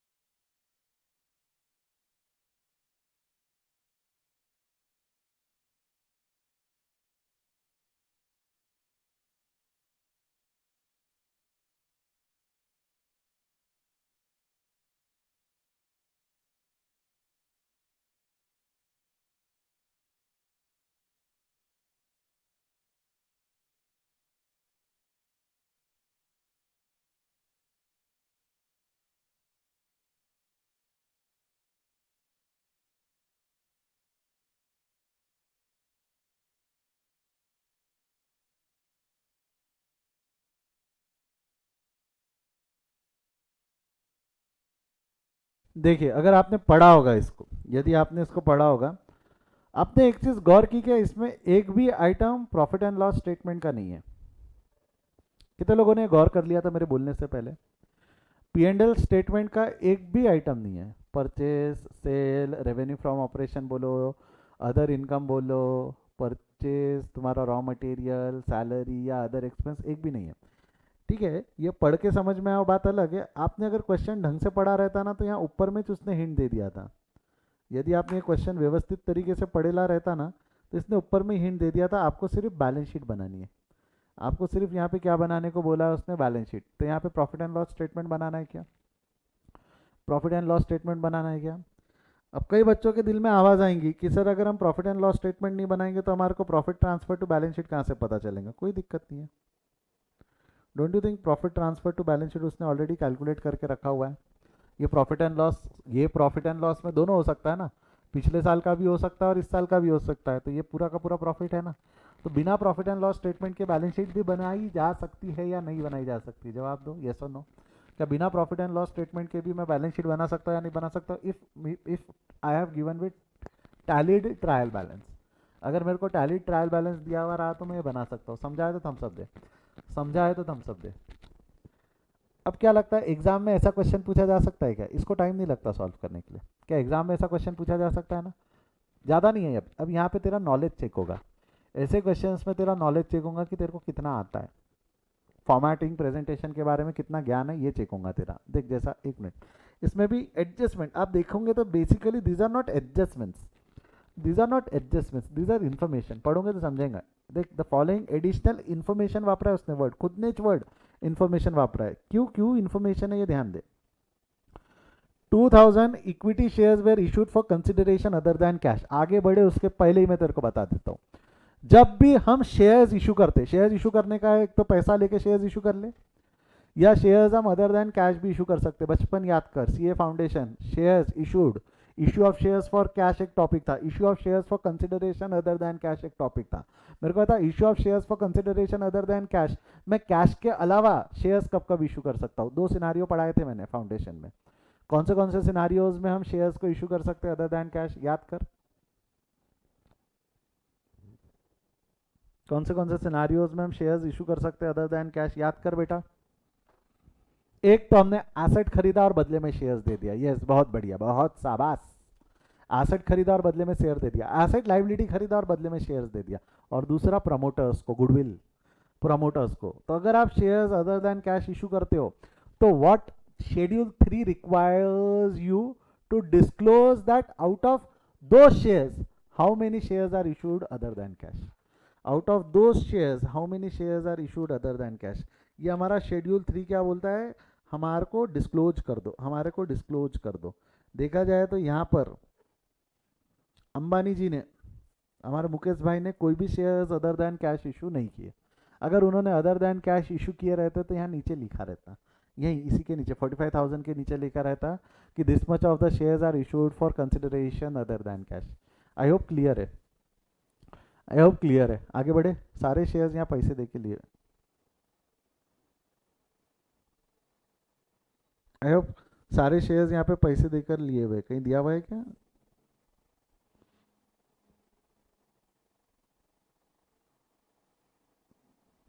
नहीं दिया हुआ है, ठीक है। चलिए आगे बढ़ते हैं, अगला क्या है, ट्रेड रिसीवेबल है। ट्रेड रिसीवेबल है 52,000 are due for more than 6 months. तो trade receivable required that outstanding amount for more than 6 month has to be disclose separately. क्यों? क्योंकि ये डिफॉल्ट होने के चांसेस है। ये 52,000 आगे वाला मना नहीं कर रहा, बट 6 महीने से पैसे भी नहीं दे रहा, तो चांसेस है ना कि वो ना दे, चांसेस है ना कि वो ना दे, क्योंकि ट्रेड रिसीवेबल 6 महीने outstanding is a huge amount, huge period, तो ये अलग से डिस्क्लोज करना पड़ेगा। ये डिस्क्लोजर्स है, ये सब एडजस्टमेंट्स नहीं है, ये डिस्क्लोजर्स है, समझा क्या? कॉस्ट ऑफ एसेट दिया हुआ है, कॉस्ट ऑफ एसेट दिया हुआ है, building plant furniture, you have to show original cost of the asset in the balance sheet. तो अगर तेरे को यहाँ डब्ल्यू दी होंगी क्वेश्चन में एक्चुअली डब्ल्यू दी हुई है, देख तो क्वेश्चन में क्या दिया हुआ है, फर्नीचर की, जो फर्नीचर प्लांट और ये सब जो दी हुई है, देख जैसा बिल्डिंग की बात करते हैं, बिल्डिंग का वैल्यू दिया हुआ है 3.5 लाख, और बिल्डिंग यहाँ कितने का दिया हुआ है 4 लाख, बिल्डिंग कितने का दिया हुआ है 4 लाख, तो एक मिनट कुछ तो भी गड़बड़ है, हाँ 3.5 और 4, तो देखो नहीं लगता 3.5 और 4 मतलब 50,000 का डिप्रिसिएशन है, 3.5 और 4 50,000 का डिप्रिसिएशन है, बोल हाँ या ना। तो जो ओरिजिनल कॉस्ट है has to be shown in the balance sheet, original cost has to be shown in the balance sheet, समझाया तो तुम सब दे, original cost has to be shown. ये सब शेड्यूल 3 की रिक्वायरमेंट है, ये सब शेड्यूल 3 की रिक्वायरमेंट है कि ओरिजिन देख, अदर देन कैश अलग से होना चाहिए, डेटा 6 महीने से ज़्यादा के आउटस्टैंडिंग है तो अलग से डिस्क्लोज कर, फिक्स एसेट्स जो पीपी है बेसिकली वो ओरिजिनल कॉस्ट पर डिस्क्लोज होने चाहिए, ठीक है। अगला क्या है उसके बाद में, अगला क्या है, the balance of 1,50,000 on loan account with state financial cooperation is inclusive of 7,500 for interest accrued but not due. The loan is secured by hypothecation of plant and machinery. तो बेसिकली ये जितना भी आउटस्टैंडिंग है 1.5 लाख रुपए, ये 1.5 लाख रुपए में से 7,500 रुपए का इंटरेस्ट है, तो कायदे से 1.5 लाख रुपए की लाइबिलिटी नहीं है तेरी, long term liability 1.5 lakh minus 7,500 है, और 7,500 का जो है 7,500 का जो है वो शॉर्ट टर्म है, 7,500 का है शॉर्ट टर्म, तो अलग अलग करना पड़ेगा ना। The balance of 1,50,000 in the loan account, ये अलग अलग करना पड़ेगा ना, समझाया तो तुम सब दे। पूरा 1.5 लाख तेरा नॉन करंट नहीं है, 1.5 में से 7.5 करंट है ना, 1.5 में से 7.5 करंट है, अलग करना पड़ेगा। The balance at bank include 2,000 with perfect bank which is not a schedule bank, schedule bank not schedule bank अलग अलग दिखाना पड़ता है cash and cash equivalent head में, जो हमारा बैलेंस रखते हैं ना हम कैश में और कैश एंड कैश इक्विवेलेंट में। मुकेश भाई रोशनी डालो, क्या बोलेंगे मुकेश भाई, इस चीज़ पे भी रोशनी डालो। ये देखिए रहा, इन्होंने तो दिया ही नहीं है, इन्होंने तो दिया ही नहीं है। इन्होंने क्या है बेसिकली ये सारे स्केड्यूल बैंक होंगे, बैलेंसेस विद द बैंक जो 17 करोड़ का बैलेंस है इनका, देख देख पैसा भी कम हुआ, 691 था फिर 17 हो गया, बहुत नालायक है अंबानी, उसके कंपनी में पैसे नहीं लगाना कभी, दोस्त है मेरा फिर भी बोल रहा हूँ, ठीक है। मेरे को एक चीज़ बताओ, 17 करोड़ रुपए का बैलेंस है, कितने का बैलेंस है उसका, 17 करोड़ का, इसने लिखा नहीं है कि नॉट स्केड्यूल बैंक है, मतलब ये पूरे 17 करोड़ स्केड्यूल बैंक में ही होंगे, क्या बोला मैंने समझा क्या, पूरे 17 करोड़ स्केड्यूल बैंक में ही होंगे ना, अगर नहीं है स्केड्यूल बैंक में तो अलग से डिस्क्लोज करना पड़ता है। स्केड्यूल है ना लिस्टेड बैंक, जो बैंक ने आरबीआई के दौर में लिस्टेड बैंक जो थी, जिसको आप गवर्नमेंट बैंक बोलते हो जबकि वो गवर्नमेंट होती नहीं है। ठीक है। The company has contract for an erection of machinery at 1,50,000 which is still incomplete. Don't you think this is incomplete contract, incomplete machinery? तो आप कई बच्चे बोलेंगे सर ये कैपिटल वर्क इन प्रोग्रेस में डाल दो। No no no no, this is not capital work in progress, this is contingent. इतना खर्चा और आगे लगने वाला। The company has a contract for, हमको करके देना है इसको, हम काम कर रहे वो नहीं है, हमारे को करके देना है। तो 1.5 लाख रुपए का कॉन्ट्रैक्ट हमारा पेंडिंग है, this is shown in contingent liability. Directors of the company proposed a dividend. Propose dividend पहले होता था कि उसका इफेक्ट बैलेंस शीट में दिखता था, अब प्रपोज डिविडेंड कंटिजेंट लाइबिलिटी में दिखता है, नोट्स टू अकाउंट में दिखता है। कंटिजेंट लाइबिलिटी बोलने से ज़्यादा सही वर्ड क्या रहेगा इसके लिए? कंटिजेंट लाइबिलिटी बोलने से ज़्यादा सही वर्ड क्या रहेगा इसका? Notes to account. ये सब चीज़ें हमको नोट्स टू अकाउंट में दिखानी। जैसा डिस्काउंट ऑन मैच, ये तो कंटिजेंट लाइबिलिटी है 12,000 की, ये तो सीधे सीधे कंटिजेंट लाइबिलिटी है 12,000 की। मुकेश भाई इस चीज़ पे भी रोशनी डालो। इनने भी दिया है, इनने भी दिया है, मालूम है क्या? देखो ये शुरुआत में हम ये सब पढ़ते थे। ये देखिए, company continue to invest in wireless limited by Wirecom, capital work in progress in intangible and tangible का ब्रेकअप दिया हुआ है, additional property. Don't you think इन्होंने ब्रेकअप दिया हुआ है? बोल हाँ या ना। और ऊपर में नोट्स दिए होंगे इन्होंने और सिग्निफिकेंट। ये देखिए ये सब वही है, नोट टू अकाउंट ही है ना। ये कहाँ गया? यहाँ से significant accounting policy and principal head से शुरू होगा ये देखिए रहा।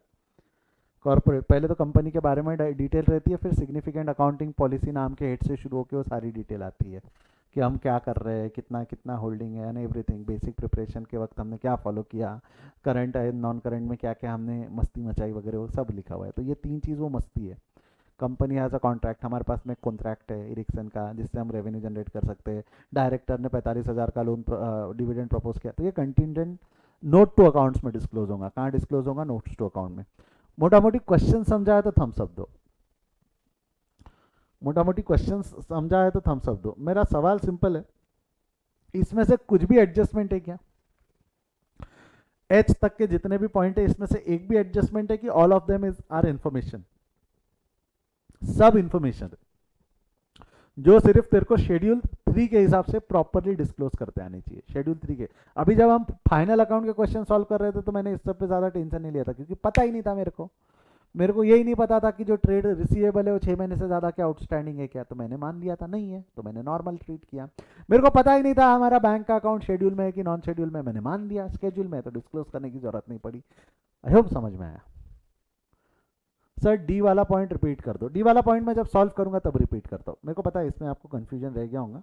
इसको मैं जब सॉल्व करूंगा तब रिपीट करता हूँ। वो 1.5 लाख रुपए का जब मैं दिख के दिखाऊंगा ना तब ज़्यादा अच्छे से समझेंगे। अभी के लिए छोड़ दे उसको, टेंशन मत ले।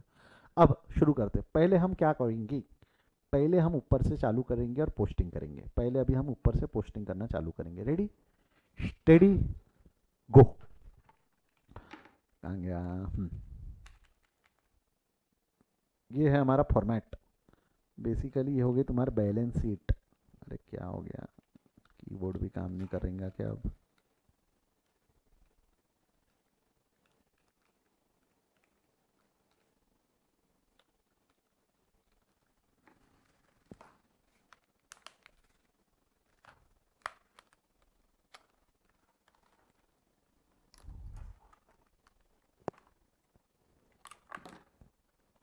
एक मिनट, शायद बैटरीज गई है कीबोर्ड की।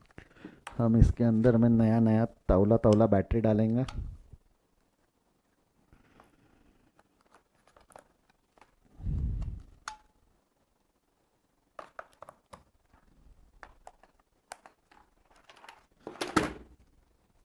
तो भी ये काम नहीं कर रहे। चलिए आइए ऐसे करते हैं इसको ट्राई।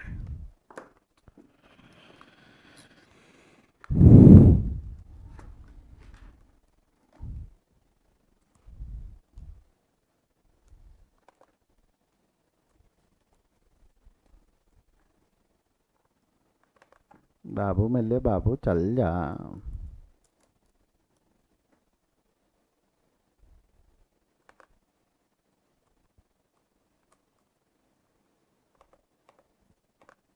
होता है, टेक्नोलॉजी है, यू नेवर नो टेक्नोलॉजी का कब दिमाग खराब हो जाए। चल गया, ये वाला चल रहा है क्या? ये नहीं चल रहा है, ये चल रहा है, ठीक है। थोड़ा सा लैपटॉप सामने है, इससे इसके वजह से डिस्टर्ब तो नहीं हो रहा ना, ये स्क्रीन सामने है तो क्लियर है, देख पा रहे हैं सभी लोग? शुरू करूँ क्या? हाँ या ना? चलिए शुरू करते हैं। हम शुरू करते हुए let's start with very first thing. Sir पर हमको तो कुछ हिलते हुए नहीं दिख रहा, अब दिखेगा। Let's start with very first thing. सबसे पहला पहला चीज़ हम शुरू करते हैं, क्या है हमारा? Equity share capital. Equity share capital है 10 लाख। इक्विटी शेयर कैपिटल कहाँ चला जाएगा? इक्विटी शेयर कैपिटल देख, एक minute,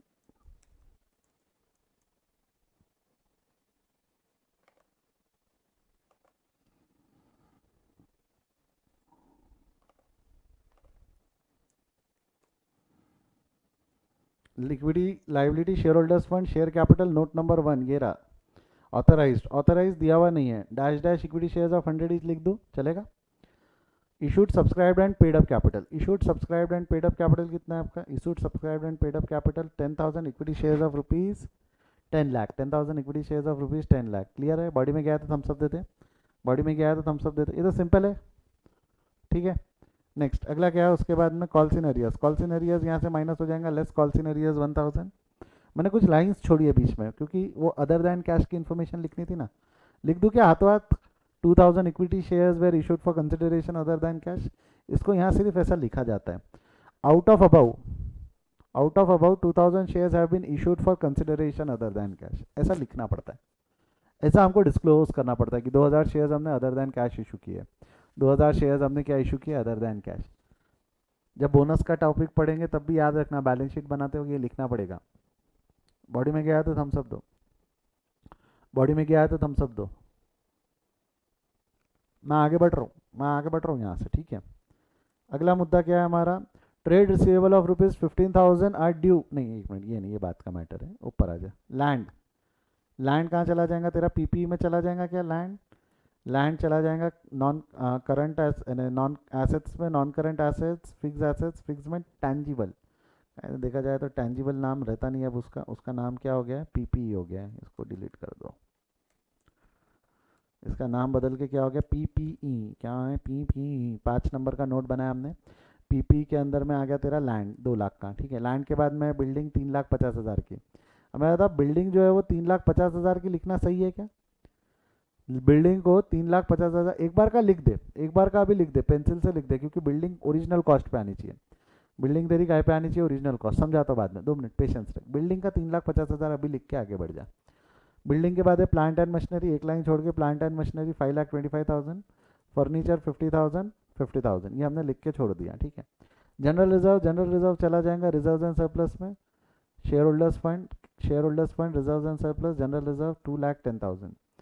loan from finance, state finance corporation है ना, 1.5 लाख का लोन है। जो डी पॉइंट में दिक्कत थी कई लोगों को, डी पॉइंट हम हाथों हाथ एडजस्ट कर रहे हैं बेटा।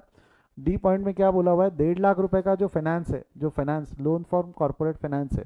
तेरे को नहीं लगता ये वाला सेंटेंस पढ़ एक बार, मेरी मदद के बगैर एक बार ये सेंटेंस पढ़, डी वाला सेंटेंस पढ़। The balance of 1,50,000 in loan account with state financial corporation is inclusive of 7,500 for the interest accrued but not due। तो आपको नहीं लगता 7,500 का उसमें इंटरेस्ट है? लोन इज सिक्योर्ड बाय हाइपोथेटिकेशन, उस पर हम बाद में बात करते हैं।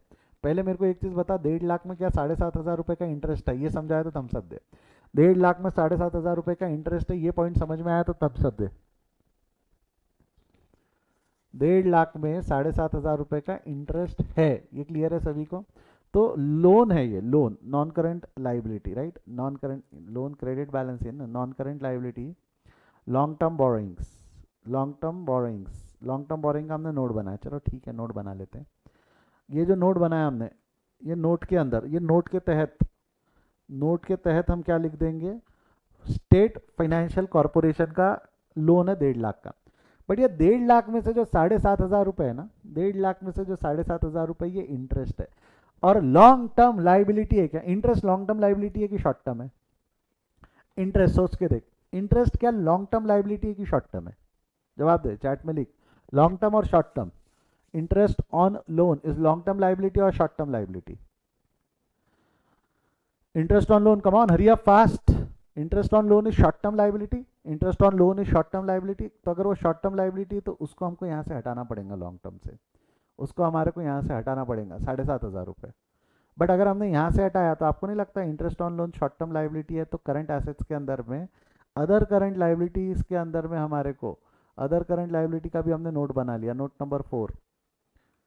अदर करंट लाइबिलिटीज में हमको आउटस्टैंडिंग इंटरेस्ट 7,500 लिखना पड़ेगा, आउटस्टैंडिंग इंटरेस्ट 7,500 लिखना पड़ेगा। समझाया तो थम्सअप दे, समझाया तो थम्सअप दे। जिनको डाउट था, जिनको डाउट था इस बारे में, क्लियर है क्या? जिनको डाउट था क्लियर है क्या? बोल हाँ या ना। हमने यहाँ से हटाया, मैं इसको हाईलाइट कर दूँ, इसको इसको कलर कर दूँ, इसको हमने यहाँ से हटाया और यहाँ लेके आया। क्यों लेके आया ये समझा क्या? क्यों लेके आया समझा? किसी को कोई दिक्कत नहीं? आगे बढ़ूँ यहाँ से? क्लियर है सर, क्लियर है, ठीक है। ये हो गया 1.5 लाख का, वो डाउट था इसलिए मैंने साथों साथ में कर लिया उसको। इन्वेंट्री है, फिनिश गुड्स हम मानने की क्लोजिंग है। Inventory, finish goods, raw material, current assets का हेड बन जाएगा। करंट एसेट इन्वेंट्री, इसका भी नोट बना लो, 2 आइटम है इसलिए आप चाहो तो वहाँ शॉर्टकट में भी निपटा सकते थे। Inventory, raw material and finish goods, ठीक है। Provision for tax, short term provision है करंट लाइबिलिटीज हेड में, short term provision, provision for tax single item है, मैंने वहीं निपटा दिया। प्रोविजन फॉर टैक्स के बाद में अगला आइटम क्या है? प्रोविजन फॉर टैक्स के बाद में अगला आइटम है ट्रेड रिसीवेबल। ट्रेड रिसीवेबल है current asset, trade receivable current asset, इसका नोट बनाना है। क्यों नोट बनाया? क्योंकि इसमें 6 महीने और ऐसा हमको डिस्क्लोज करना था ना। Trade receivable, sorry, trade receivable 2 lakh है। ट्रेड रिसीवेबल कितना हो गया तेरा? 2 लाख है, ठीक है। इसमें बाकी हम डिस्क्लोज कर देंगे। अच्छा एक मिनट, एक मिनट, आगे बढ़ने से पहले एक छोटा सा मुद्दा रह गया मेरा। अच्छा ठीक है, बाद में बता देता हूँ। यहाँ तक ठीक है। ट्रेड रिसीवेबल, एडवांसेस, एडवांसेस है 42,000, advances 42,000, short term loans and advances, short term loans and advances में 42,700। एडवांसेस के बाद में डिविडेंड पेएबल, डोंट, एक मिनट एक मिनट एक मिनट, ये एडवांसेस के बाद में ये जो आइटम लिखा हुआ है, एडवांसेस के बाद में ये जो आइटम लिखा हुआ है डिविडेंड पेएबल, तो don't you think this dividend payable is your liability? हाँ या ना में जवाब दे। क्या ये डिविडेंड पेएबल हमारी लाइबिलिटी है या नहीं है? क्या ये डिविडेंड पेएबल हमारी लाइबिलिटी है या नहीं है ना? तो ये लाइबिलिटी है, लाइबिलिटी है, अदर करंट लाइबिलिटी हेड में जाएगा, अदर करंट लाइबिलिटी में जाएगा। ये प्रपोज डिविडेंड नहीं है, प्रपोज डिविडेंड अलग है, ये डिविडेंड पेएबल लाइबिलिटी है। प्रपोज डिविडेंड अलग है, ये डिविडेंड पेएबल लाइबिलिटी है। समझा है तो थम्स अप दे, समझा है तो थम्स अप दे। बढ़ू आगे यहाँ से। नेक्स्ट, डिविडेंड पेएबल के बाद में profit and loss, reserves and surplus में चला जाएगा। प्रॉफिट एंड लॉस का बैलेंस है, प्रॉफिट एंड लॉस का बैलेंस है तेरा, ओपनिंग बैलेंस है 86,700। Cash and cash balance, cash and cash balance note number 8 बनाया हमने, नोट नंबर 8। इसमें स्केड्यूल बैंक और वो सब लिखना है ना हमने, कैश, कैश एट बैंक। अब इसका ब्रेकअप आने वाला है actually with schedule bank and वो कितना है, बैलेंस कितना है कैश एंड कैश का तेरा? 24,47,000, 24,47,000। कहीं तो भी एक पॉइंट में दिया था 2,000 is included in perfect bank which is not schedule, तो स्केड्यूल बैंक का है तेरा 2,45,000। एंड विथ अदर्स का जो है, अदर्स का बैलेंस कितना है तेरा? अदर्स का बैलेंस है 2,000, परफेक्ट लिमिटेड बैंक में है 2,000, तो टोटल मिला के तेरा 2,47,000 जाता है। समझाए तो थम्स अप दे। ब्रेकअप लिखना पड़ेगा ना कि शेड्यूल में कितना है और अदर में कितना है, ये नीचे एडजस्टमेंट में दिया हुआ था। समझाए तो थम्स अप दे फटाफट। आगे बढ़ू, आगे बढ़ू यहाँ से।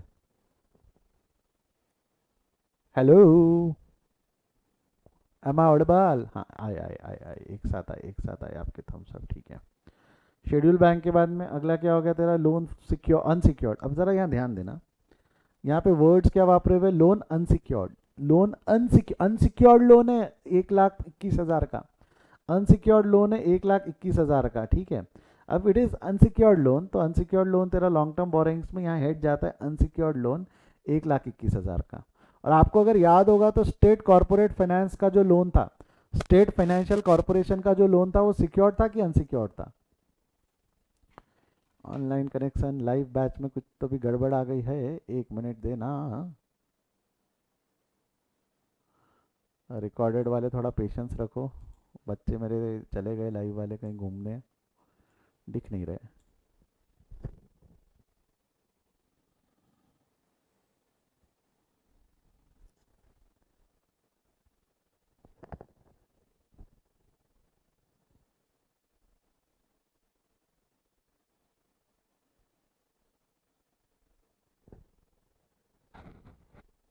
Just wait, just wait. Recorded वाले पेशेंस, पेशेंस बच्चा, पेशेंस है, 15 मिनट है हमारे हक के।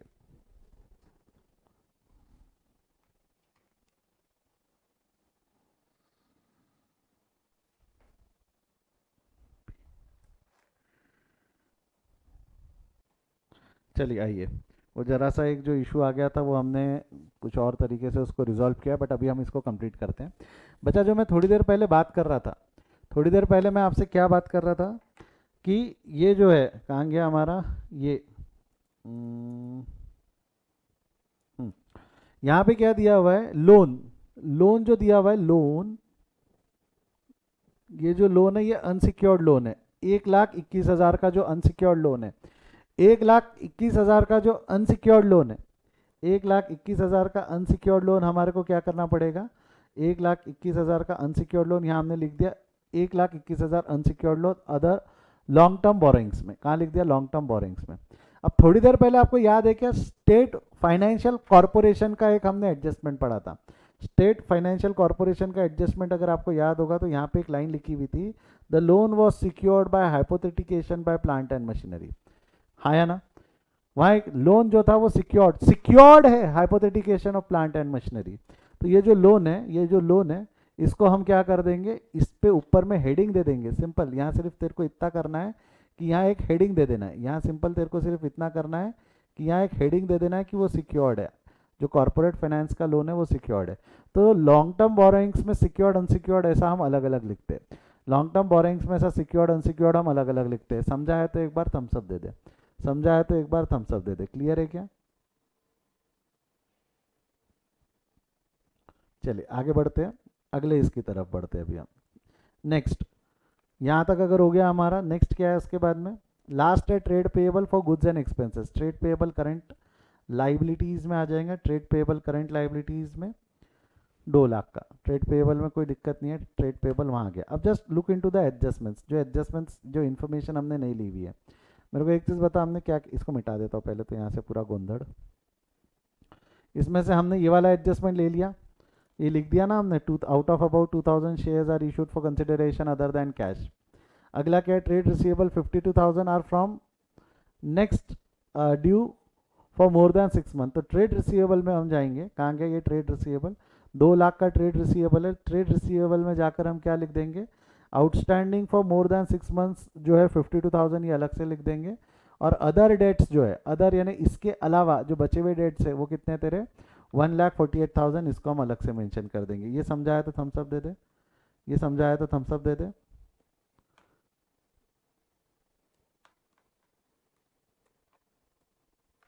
आगे बढ़ेंगे यहाँ से हम। इसके बाद में क्या हो जाएगा तेरा, अदर, ये हो गया तेरा second adjustment. The cost of the asset, please इसको ध्यान से देखना, पूरा खेल अभी हमारा इसमें है। The cost of the asset, building की कॉस्ट है 4 लाख, बिल्डिंग की कॉस्ट दिखनी चाहिए। यस, शेड्यूल 3 क्या बोलता है, बिल्डिंग की कॉस्ट 4 लाख दिखनी चाहिए। मेरे को बताओ यहाँ बिल्डिंग 4 लाख पे दिख रहा है कि 3.5 पे दिख रहा है? बिल्डिंग 4 लाख पे नहीं दिख रहा है, बिल्डिंग कितने पे दिख रहा है हमारे को, 3.5 लाख पे दिख रहा है। तो यदि बिल्डिंग 3.5 लाख पे दिख रहा है तो कुछ तो गड़बड़ है, बिल्डिंग 3.5 पे दिख रहा है तो कुछ तो गड़बड़ है। ये ऐसा नहीं होना चाहिए था, ये कैसा होना चाहिए था, 4 लाख पे दिखना चाहिए था। कितने पे दिखना चाहिए था वो, 4 लाख पे। तो 4 लाख पे दिखना चाहिए था, तो आप क्या करोगे, 3.5 में से अगर मैं डेप्रिसिएशन 50,000 का लूँ, देख अगर इसको मैं 4 लाख पे लिखूँ, क्या बोल रहा हूँ मैं, ध्यान से देखना, यदि हम बिल्डिंग को 4 लाख पे ले तो तेको नहीं लगता 50,000 का डेप्रिसिएशन माइनस किया तो आउटर कॉलम में 3.5 लाख आता है। तो बिल्डिंग को हमने यहाँ पर 4 लाख पे अगर ऐसा लिखा, बिल्डिंग एट कॉस्ट, ये बिल्डिंग एट कॉस्ट हो गई 4 लाख, उसमें से 50,000 का डिप्रिसिएशन माइनस किया तो वो एसेट आउटर कॉलम में 3.5 लाख पे आ जाता है। ये समझा है तो थम्स अप दे, ये समझा है तो थम्स अप दे। बिल्डिंग है 3.5 लाख पे, बिल्डिंग है कितने पे, 3.5 लाख पे, बट हमारे को उसको 4 लाख पे लाना है, बिकॉज इसमें एएस में बोले हुआ रहता, एएस बोल रहा हूँ, शेड्यूल में बोले हुआ है कि बिल्डिंग को हमारे को ओरिजिनल कॉस्ट पे लेना पड़ता है। Same plant and machinery, plant and machinery original cost 7 lakh है, प्लांट एंड मशीनरी 5,25,000 पे दिख रहा है। तो अगर मैं प्लांट एंड मशीनरी को 7 लाख पे दिखाता हूँ, अगर मैं प्लांट एंड मशीनरी को, इच्छा है कि हम 7 लाख पे दिखावे, दिखा ना, किसी ने रोका नहीं है, प्लांट एंड मशीनरी को तू 7 लाख पे यदि दिखाता है, ये हो गई तेरी plant and machinery 7 lakh. Don't you think plant and machinery को 7 लाख पे दिखाने के लिए तेरे को 1,75,000 का डिप्रिसिएशन माइनस करना पड़ेगा, 1,75,000 का डिप्रिसिएशन माइनस करना पड़ेगा। बोल हाँ या ना, बोल यस और नो, फटाफट चैट में लिख यस और नो। किसी को कोई डाउट है तो पूछ ले, किसी को कोई डाउट है तो पूछ ले। Do you guys have any doubt? Doubt है तो एक बार चैट खोला, मैंने चैट में डाउट पूछ लो फटाफट। नो सर, डाउट नहीं है तो एक बार नो लिख दो फटाफट, ताकि मैं चैट कॉलम बंद कर दूं। डाउट, चैट कॉलम खुला हुआ है, नो नो नो, चलिए ठीक है, ठीक है, चलिए यहाँ तक हो गया हमारा। सेम फर्नीचर, अगर हम फर्नीचर की बात करें, अगर हम फर्नीचर की बात करें तो फर्नीचर 625 पे दिखना है, 62,500 पे दिखना है, 62,500। तो क्या करेंगे हम, 12,500 का क्या ले लेंगे हम, डिप्रिसिएशन, 12,500 का क्या ले लेंगे डिप्रिसिएशन। आई होप क्लियर है। ये एडजस्टमेंट भी डन है, ये वाला एडजस्ट नहीं, ये वाला एडजस्टमेंट भी डन है, ये वाला एडजस्टमेंट भी डन है। और ये तो हमने तभी कर लिया था, 1.5 लाख का हाइपोथेटिकेशन वगैरह भी कर लिया था। द बैलेंस ऑफ ये प्रेफर्ड शेड्यूल बैंक भी हम कर चुके हैं। इसके अलावा ये सारा तेरा नोट्स टू अकाउंट में जाने वाला इन्फॉर्मेशन है। तो नीचे में हम 9वां अलग से 8 के बाद में, 8 के बाद में ना, ये तेरा 8वां हो गया, 8 के बाद में 9वां बना देंगे फुट नोट, जो नोट्स टू अकाउंट्स में बनेगा 9वां फुट नोट। इसको कई लोग नोट्स टू अकाउंट भी बोलते हैं, जिसमें ये 3 स्टेटमेंट ऐसे कैसे लिख देना। The company has a contract of 1,50,000 which is still incomplete. B that directors declare dividend, में क्या होता है, डिविडेंड प्रपोज किया हुआ है। Do propose dividend form the part of the balance sheet, no, but it is shown in footnote. ये propose dividend, directors of the company has propose 45,000 का dividend. And last, bill discounted not matured is 12,500, bill discounted not matured is 12,500। सभी को समझा है तो एक बार Thums up दे दो, सभी को बच्चा समझा है तो एक बार थम्स अप दे दो। सनित्रा, अल्फिया, बेटा कोई डाउट है क्या? चलिए आगे बढ़े यहाँ से, आगे बढ़े यहाँ से, क्लियर है ये मुद्दा।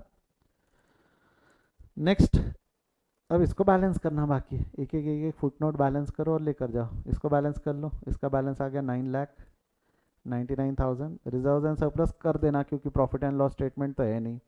प्रॉफिट एंड लॉस स्टेटमेंट रहता तो सोचे रहते during the year balance zero ही रहने वाला है। तो तेरा प्रॉफिट एंड लॉस 2,96,700 चला गया यहाँ। Long term borrowings, long term borrowing को बैलेंस कर ले, 2,63,500।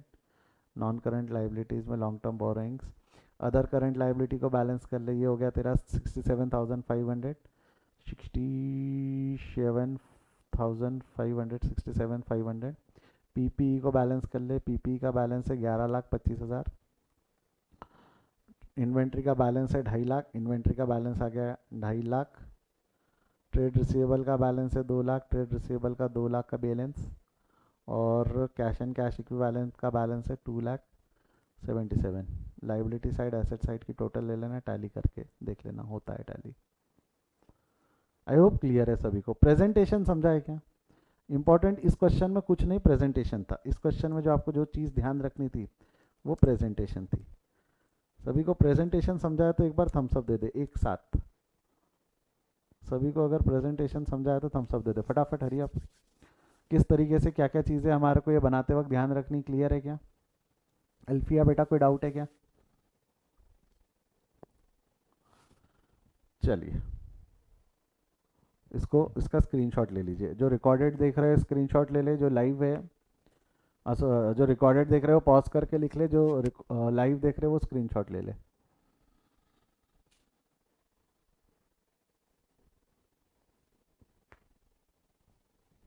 नीचे करूँ थोड़ा, हो गया है लेके स्क्रीनशॉट, नीचे कर देता हूँ ताकि वो बचा हुआ एसेट साइड नोट वोट सब दिख जाए आपको।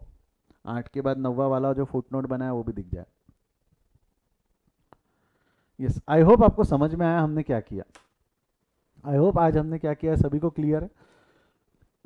तो आज हम यही रुकते हैं, आज हम यहीं रुकते हैं। किसी को कोई डाउट है तो लाइव क्लास वाले आप एक बार, थोड़ा टेक्निकल इशू आया था तो एक बार क्लास के बाद रुक के पूछ लेना। रिकॉर्डेड वाले अगर आपको डाउट आया तो डाउट पूछने के तरीके मैं बता चुका हूँ। नहीं तो फिर आप ये वीडियो अगर आप यूट्यूब पे देख रहे हो तो कमेंट में लिख देना आपका डाउट, तो मैं वहाँ आपका डाउट सॉल्व कर लूँगा। या आप मेरे को इंस्टा पे भी मेरा आपका डाउट पूछ सकते हो। इंस्टा प्रोफाइल है मेरा insta_कृष्णकांत करके। मैं नंबर आपको आगे शेयर करता हूँ, मोबाइल नंबर आपसे शेयर करता हूँ आगे। बट आज हम यहीं रुकते हैं, इसके आगे हम नेक्स्ट क्लास में कंटिन्यू करेंगे। Tomorrow will start with a new chapter. तब तक के लिए bye bye, see you, take care.